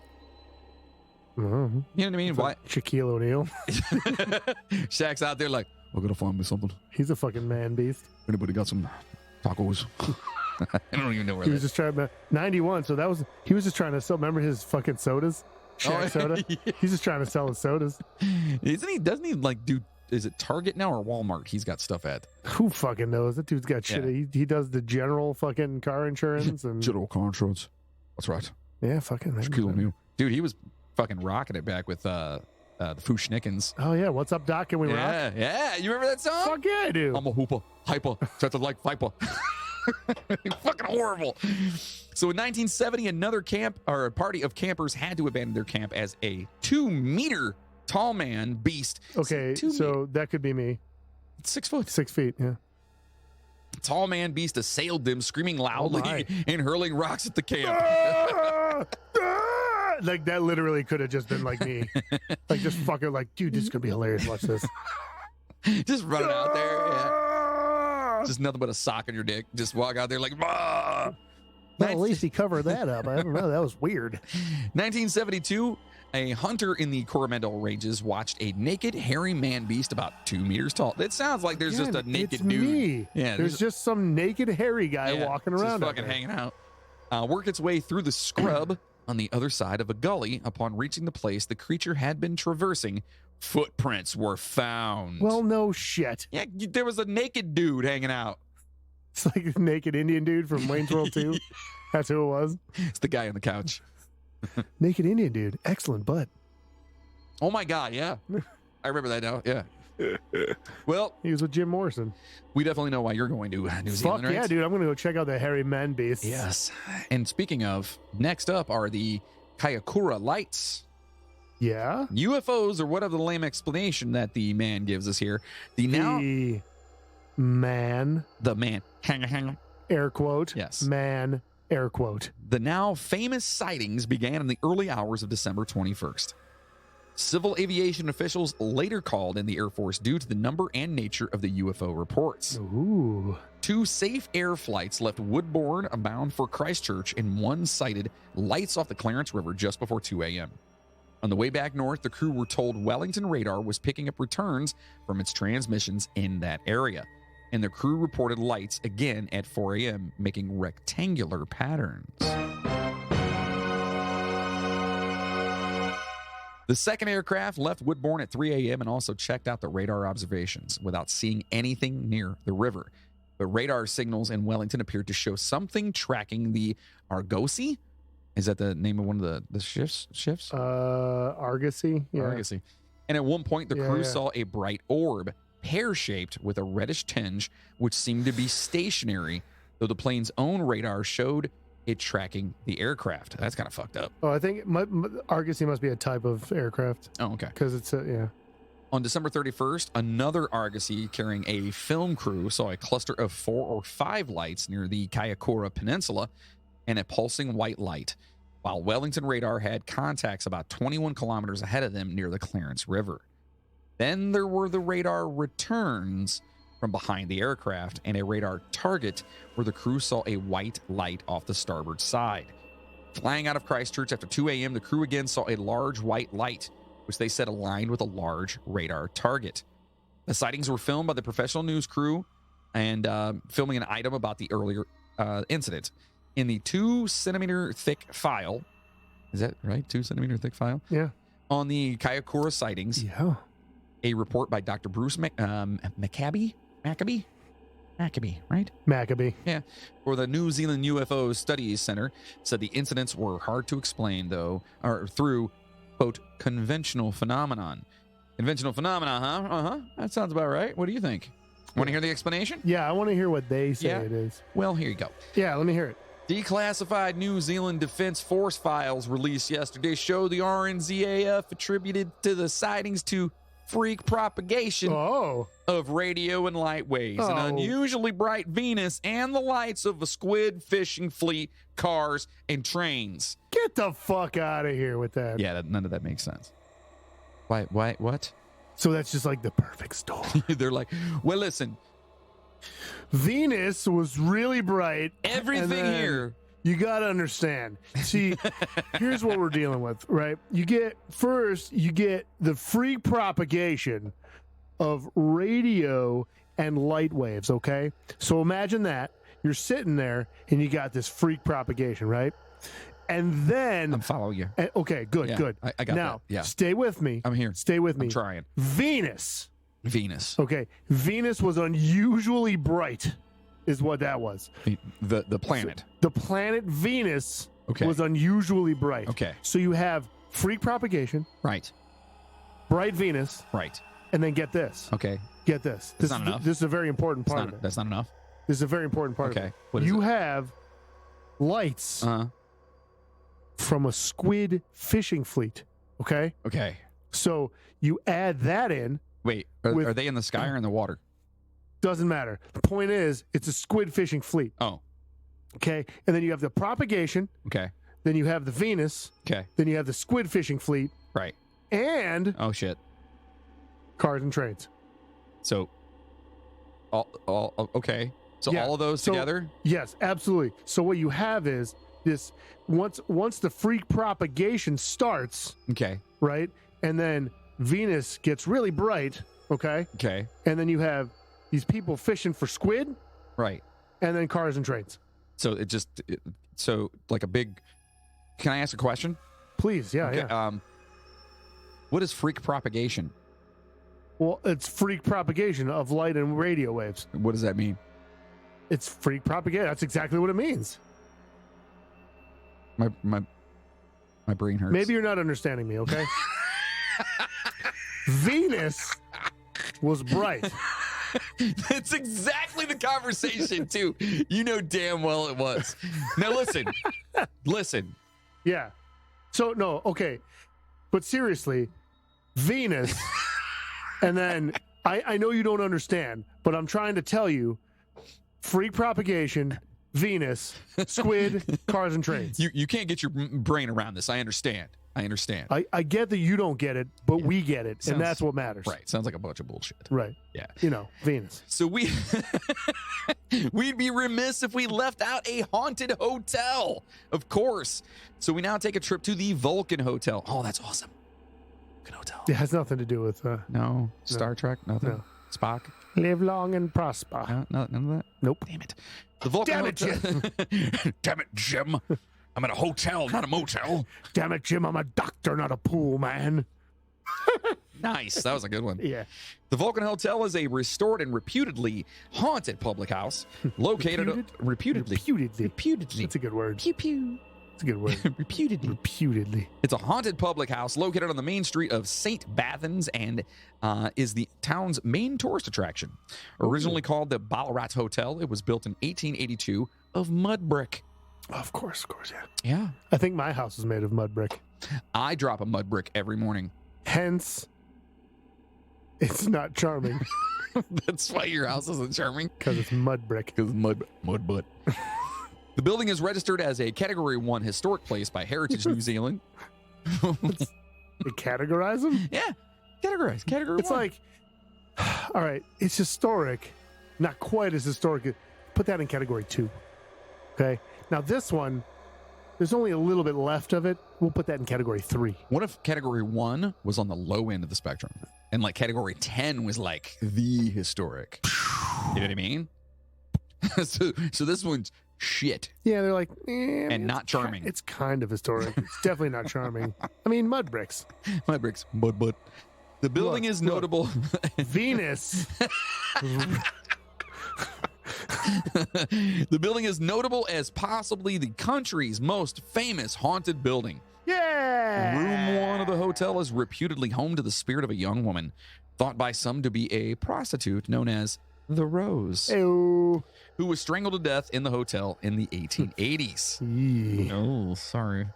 The new owner of the building had an encounter with a ghost. Royce Clark has been visiting St. Bathans for duck shooting and rugby. That sounds so New Zealandish. Duck shooting and rugby. Like, fuck. You guys are so tough over there. I know. You're not pussies. They're like, let's go duck shooting and play rugby. And we're like, you guys want to go shoot the pool and have a beer? Right. Maybe throw some darts or go bowling. Throw some darts. Go bowling. You guys want to like go to Top Golf? You guys want to go to Top Golf? No, these guys want to beat the shit out of each other. And shoot ducks. Yeah, and shoot ducks. God, you guys are so tough. Anyway, they went with mates for more than 40 years and has been a regular at the hotel. He recalled a story where an electric jug in his room, fuck is an electric jug? Didn't look it up. Turned on by itself. No fucking idea what an electric jug is. Although it wasn't plugged in. That's right. That's right. creepy. That's right. It was Venus. That was the propagation It was propagation. of radio and light waves. One night, and he thought it was his buddies needing around, but he couldn't find any sort of trickery, Shut up. even after he took it apart the next day. Ooh. He also talked about hearing strange things during his visit. Yeah. So there you go. Yeah. That's a haunted hotel. Yeah. That's there's, fucking New Zealand. Yeah. Holy look, shit. So here's the thing with this. And I was telling you earlier, I found a lot of places in New Zealand that were supposedly haunted. Particularly. That were supposedly particularly haunted. But there's not a lot of stories about them. Like the one place that we were talking about earlier, we were talking about the they didn't like let a lot of people in to investigate aside from like a couple of TV shows. Okay. So they wouldn't really let people in because they weren't sure that they wanted like that stigma of the place being haunted, I guess. Okay. So like there's not a lot of that. And then like I just like there was a lot of lists of like haunted places and creepy places, but there's like not that many stories of people witnessing. Like people will say, yeah, I saw a ghost, but you can't find the stories about what happened. Yeah, you know what I'm saying? Yeah. So I thought that was kind of weird. It's vague. Yeah. It's vague. So I thought that was kind of strange. It's Venus. But there's a lot of other places that I'd like to touch on in the future.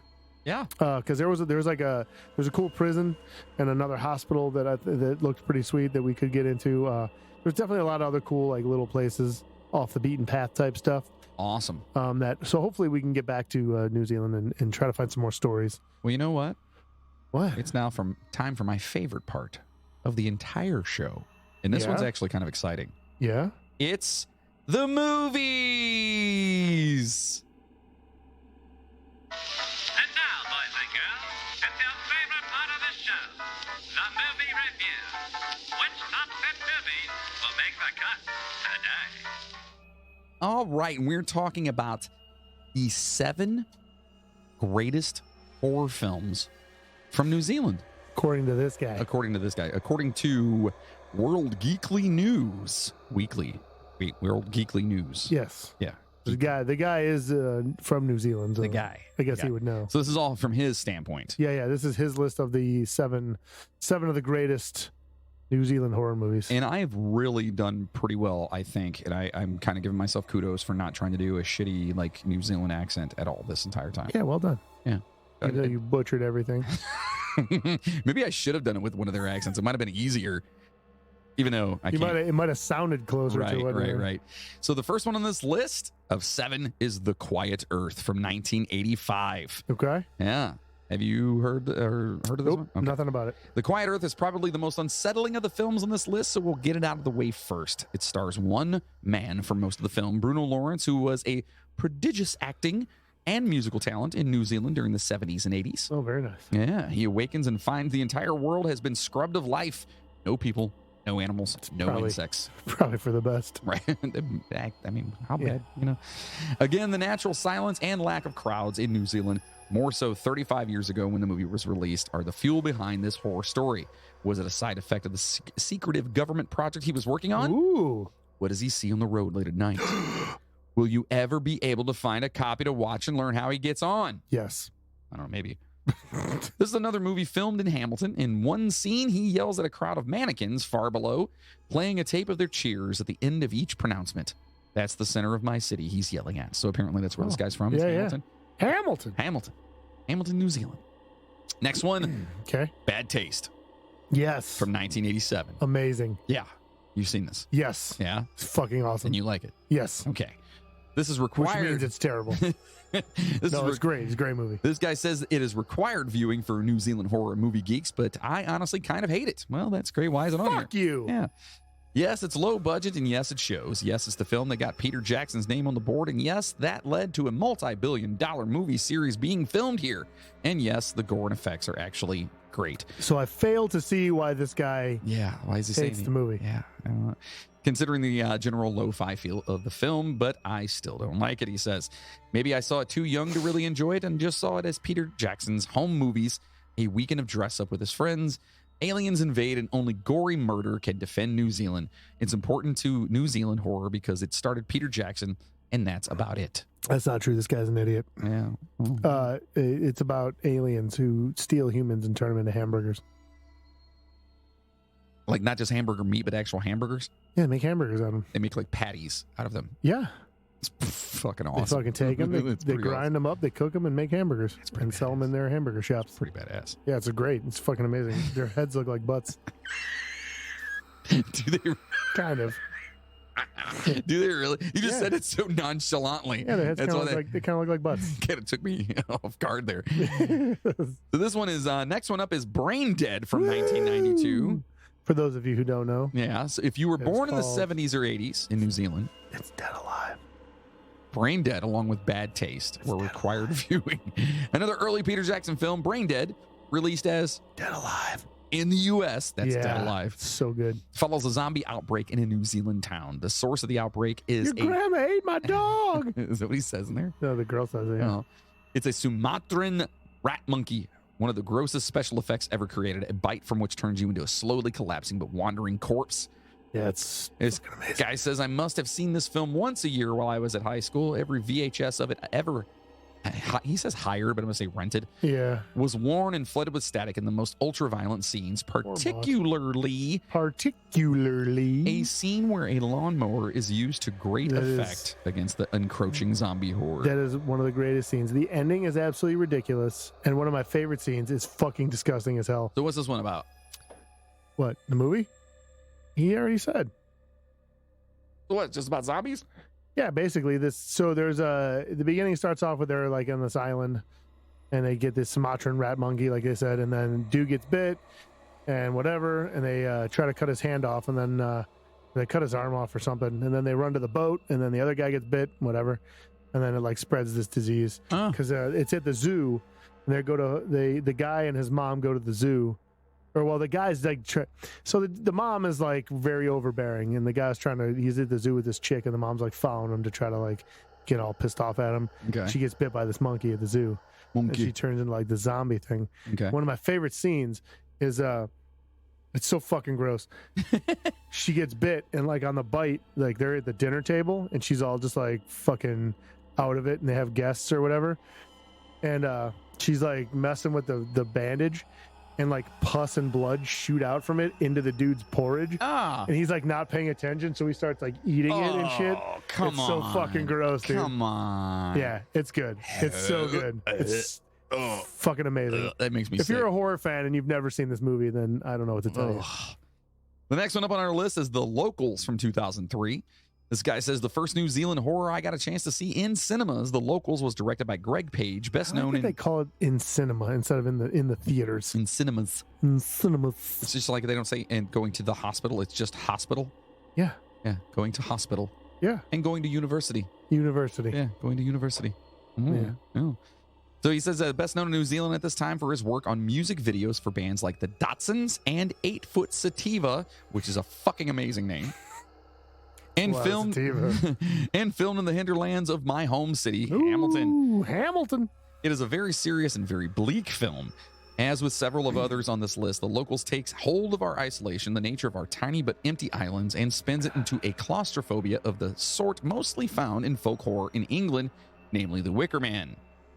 That's your bees, right? The bees. Two surfers try to take a shortcut to the coast via forgotten back roads, their car being trashed by Bro. drag racing hillbilly.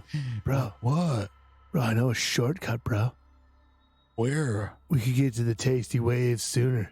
Dude, have I played you that band 8 Foot Sativa? I have an 8 foot sativa in the car, bro. Not anymore. Oh, you dick. It's fucking good. Yeah, I know, and now I don't get any, you asshole. I owe you like $500. You owe me like 7 feet of sativa, bro. So being trashed by drag racing hillbillies and young women with crimped hair and strangely archaic jeans and jackets. Sounds hot. Soon they're being chased through the night, over and under old fences and hedges, moonlit fields forever surrounded by darkness. This may be the most difficult title on this list to track down, but very worth the hunt. Next up, we gotta try to track it down. track it down. The next one up here is Black Sheep Yes, from 2006. I've seen it. New Zealand is well known for its comedy output. The Flight of the Conchords are known globally. Love them Beautiful. so much, as is Hunt for the Wilder People. By the way, if you're not familiar with Flight of the Conchords, they're a musical duo, and the one guy in his name escapes me right now. He was the voice of the crab in Moana. Yeah, he was in the Shiny. dude, that's like my favorite part of that movie. I fucking love the What crab, is his dude. name? Oh, hold on. Oh, I'll think of it. Anyway, he's fantastic. He's been in a bunch of fucking movies and shit, but he's awesome. But they're awesome.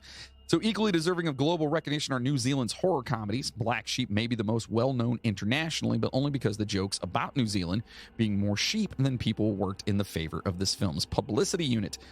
Another film set far from any towns or villages on a sheep farm. Black Sheep is fueled by the loneliness of New Zealand.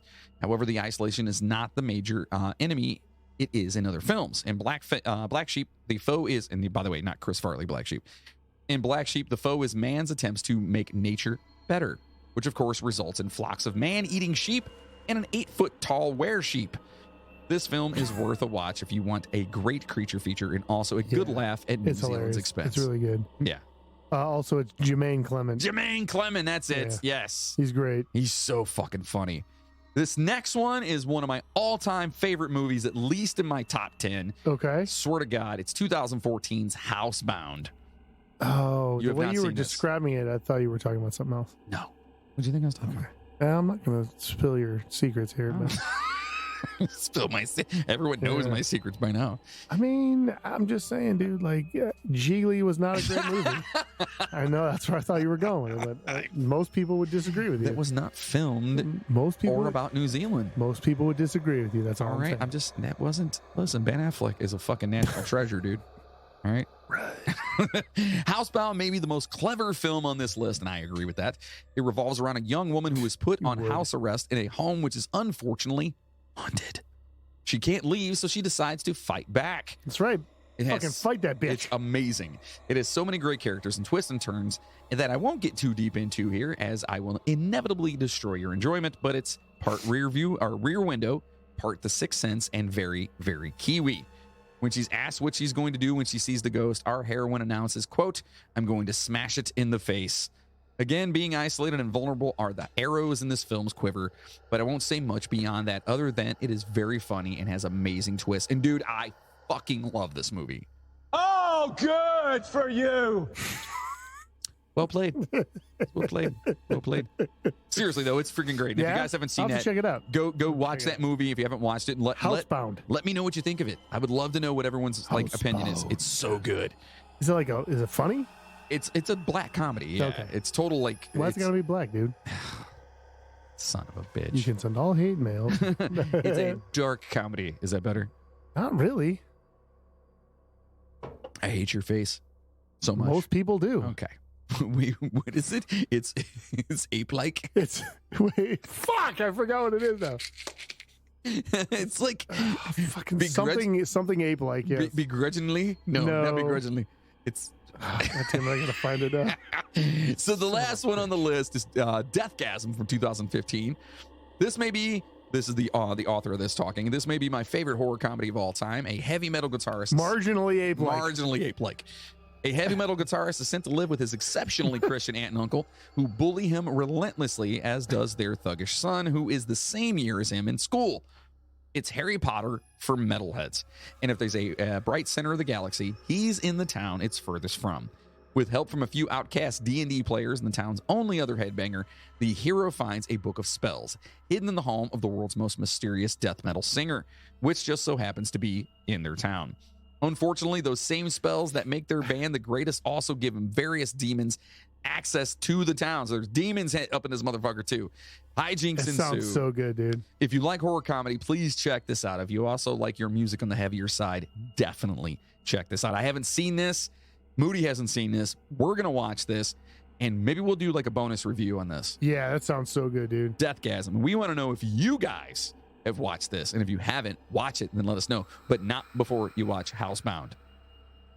Okay. Because Housebound, you have to watch. And the last thing he says in this, and I just have to point this out because it's one of my all-time favorites as well. He says, before you complain that I've missed out on The Frighteners, Ooh. I should point out that it is not set in New Zealand despite being filmed here and being a very Peter Jackson film.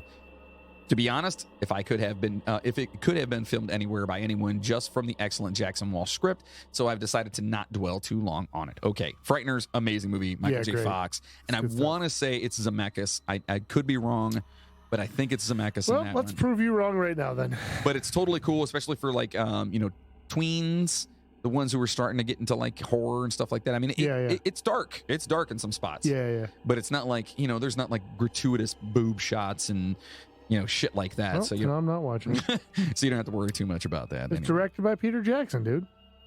So it's not, Zemeckis is not involved in that. For some reason, I'm seeing Zemeckis in my head. Zemeckis. Uh-oh. Zemeckis. So- Yeah, it does. It's just directed by people. I mean, I don't know if he was like a fucking. To be honest, I didn't know that he actually directed that. So whatever. I don't know. It's all gonna be. So listen, we hope you enjoyed your ride with us on Creepy New Zealand. It was so awesome to get to know your country a little bit.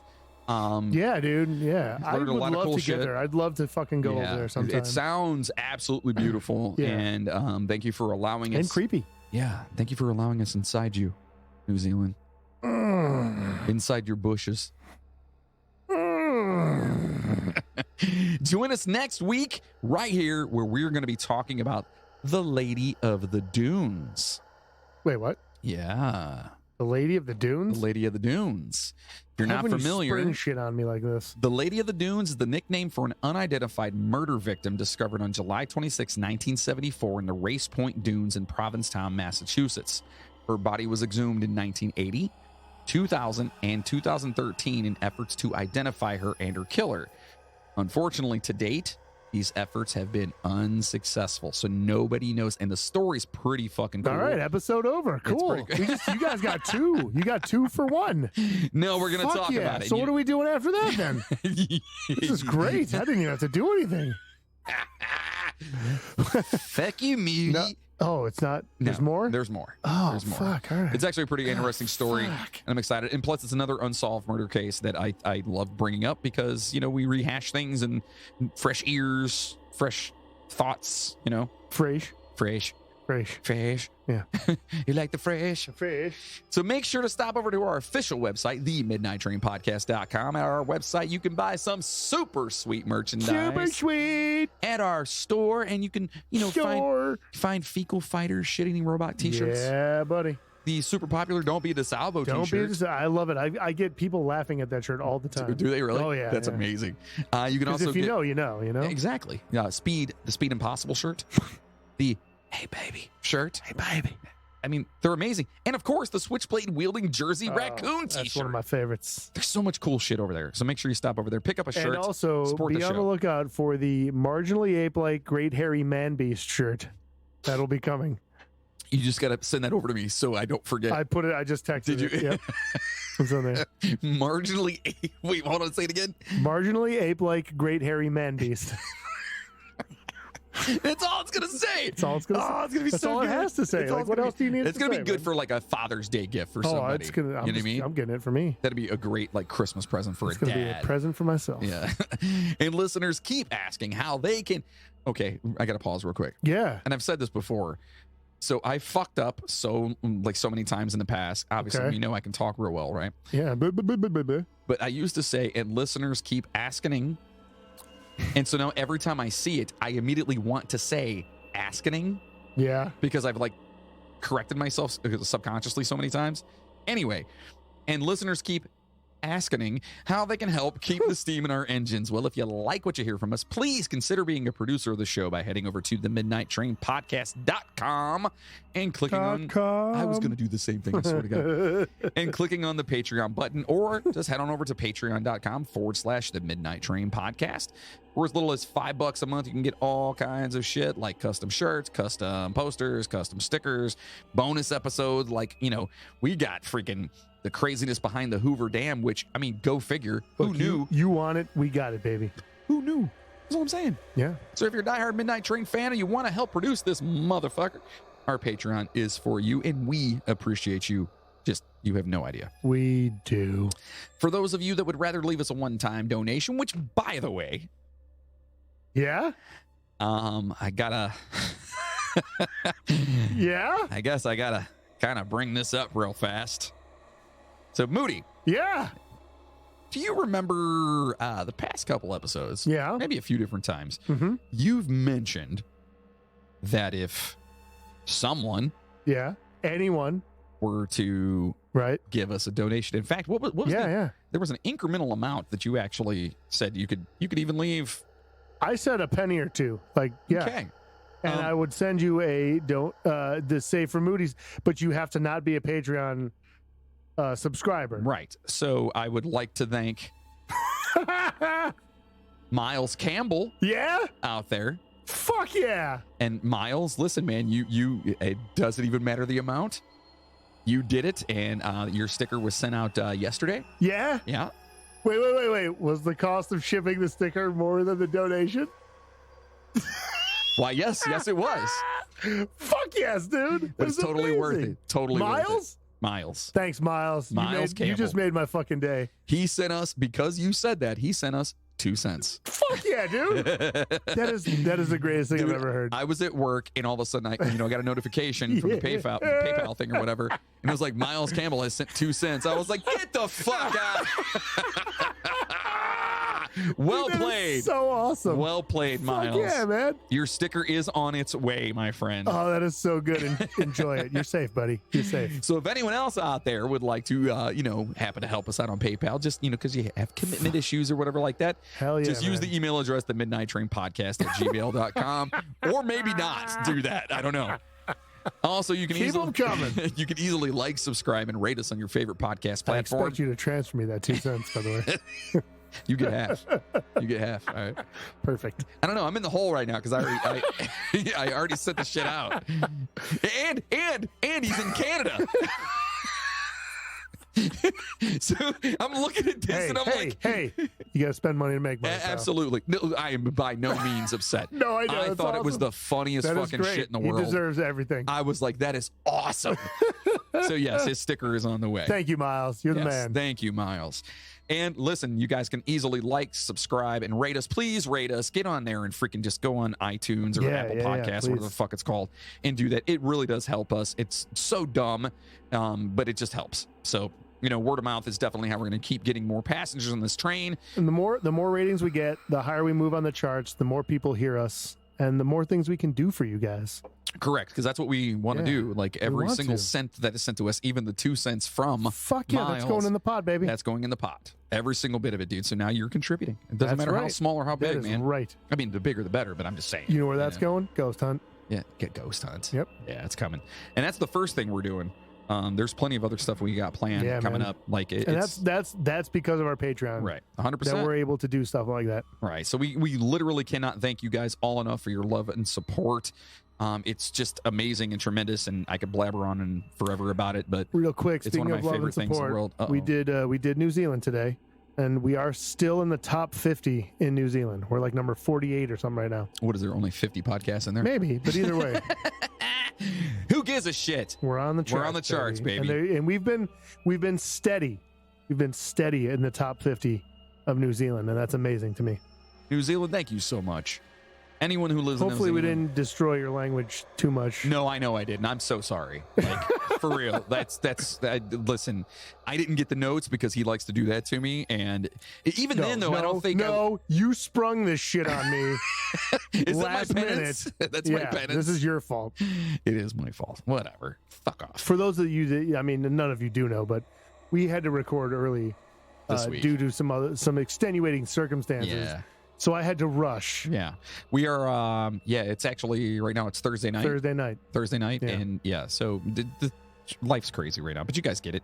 Yeah. You guys we're understand. here for you guys. Yeah. We're doing this for you. But once again, we will not miss an episode. Nope. Like, that's We're it. not going to do it. We're going to work it out. We're going to make it work. We'll figure it out. And hopefully that means a lot to you guys because there's a lot of work that goes into it. There's a lot of moving around parts and pieces and bullshit with fucking equipment that never wants to fucking work. Yeah, we had another incident today. Yeah, that was good. We had to. It's only because I'm in a bad mood and my EMP went out to the universe. Yep, is what it was. Yeah. I know. I got to stop that. You do. Positivity. Right. So listen to our superhero Patreons. Yeah, buddy. Our Patreon motherfucking producers. We got some? Who do we got today? Oh, we got all kinds. You got some? All right, let's hear it. Oh, where's my noise at? Oh, buddy? you need the drum roll. I need my. Can I give you this instead today? What is it? No. That doesn't feel as good. All right. Yeah. What else you got? Got how about I got this. Seems degrading. No, don't like that. No. Okay. I do have. I found this one. How about this one? That's the one. To our producers, Brian Gunzelman, Margaret Atkins, who is Maggie from. Oh, there it is. From over the UK. We look across the pond. Yes, we look forward to hearing your your American accents. I'm actually super excited about that. We've got to figure out a way for you to do that. You know what you should do? You should record yourself doing that. Email it, maybe? And then email it over to the Email Midnight the Train file. podcast. You got to talk regular, though, like your normal voice. You have to say something in your normal speaking voice. Right. And then the same thing again in American. Right. Because you made fun of our English accents. So we want to hear. She loved it, though. Yeah. Well, you loved it. Well, yeah, because it's terrible. It's horrible. And I feel so bad every time we do it. But yeah, I would love to hear it. So make sure you take a video, send it over to us, the Midnight Train Podcast at gmail.com. Also to Colleen Cox, Pumpkin Escobar, Yep. Mac Doherty, Okay. Gina Madison, Wonderful. Janet Sherrill, Oh, Laura Randall, okay. Chad Flint, Beautiful, Cheryl beautiful. Pierce. How's Chad doing? Has anyone heard from Chad? Is he alive? Is he banned again? Probably. I haven't seen him around I recently. think he probably got a lifetime ban of her. Is he? Is he done? I don't know. Maybe He might be done. He'll be back somehow. Maybe. Chris McLeod, Justin Kowalczyk, which, by the way, I do have to give a super big shout out to Justin. Justin has, he comes in to grab food all the time from the depot. Do you ever hook him up? And well, I never know he's in there until afterwards Oh. because it's not like they come back and go, "Hey, by the way, your friend." You know what I mean? They don't You're do a that. dick. Fuck off. Can't even give him like 2 free wings or But something. he likes the wings, and I appreciate him for all his support. And That's everything. awesome, man. Yeah. So That's seriously, thank you for doing that, man, because that shit helped us get through fucking one of the roughest times ever. So also to Rob Webb from the Fun Box Podcast. Yeah. Please check out the Fun Box Podcast. The Fun Boxers. We had a good time over there. Yeah, they're good guy. Yeah. And his girlfriend's hilarious too. She called him out Yeah, online. I saw that. It's hilarious. because of there and there. Talking trash. To Christina Skelton and Jessica Bartolome. That is Yeah? the Sister Skeleton podcast, not to be confused with our upcoming podcast. Right. The Sisters Skeleton yeah. podcast. Sister Skeleton. Right, Yeah. because that's coming. Yeah, no, Right. that's I good. don't know what it's going to be about. We'll figure it out. It'll probably just be us just copying everything you do. We should do that. We'll redo every episode, they did, Every episode. but as the Sisters Skeleton. Right. So the entire time, I'm going to talk like this. And I'm going to snap my fingers like this the entire time. You like J-Lo? That's it. And I'm going to shake my head. No, I'm far too. Yeah, that's whatever. To Maria Gibbs, to Chainsaw. What the fuck? Jigsaw, Craig Spurlock. Wait. Uh-oh. We went a whole episode without making a chainsaw being old joke. Hey, Chainsaw, you're fucking old. There it is. To Jigsaw, Craig Spurlock, Rick Resler, Courtney Batchelor, Katie Brabetic, and of course, our boy, Bill Birch. Oh, good for you. If you want your name to be mentioned on the show, please become a Patreon producer. We promise not to use it on beer. Kind of. No, we don't ever do that. We promise not to use it all on beer. we really don't. We honestly put it towards like what we need to do. So you guys That's just why know. we need High Life. Yes. Sponsor us. What the fuck is going on with that? Does anybody know anybody that works for Miller? I tag them in everything. I don't think they're listening. Even our freaking host for the. I'm going show. down there. Where's there? Miller. Where is that? Does that mean you just don't know? Is that what that was? No. I mean, because Budweiser is brewed in Columbus. They got a big. I'm sure there's a Miller one around here somewhere. Miller's got to be close. Shit. Yeah, we got to get Miller. High Life. Again, No. if anyone knows anyone at High Life, hook them up. Listen, today we didn't have Logan in here. We recorded this thing early. We know this has been kind of a freaking oddball episode, but we really wanted to talk about New Zealand because you guys are really supporting us, and it's fucking huge to us. And we just can't thank you guys enough. So thank you, New Zealand. And to everyone else out there, stay safe. And as always, choo choo, motherfuckers! Now go home and get your fucking shine box.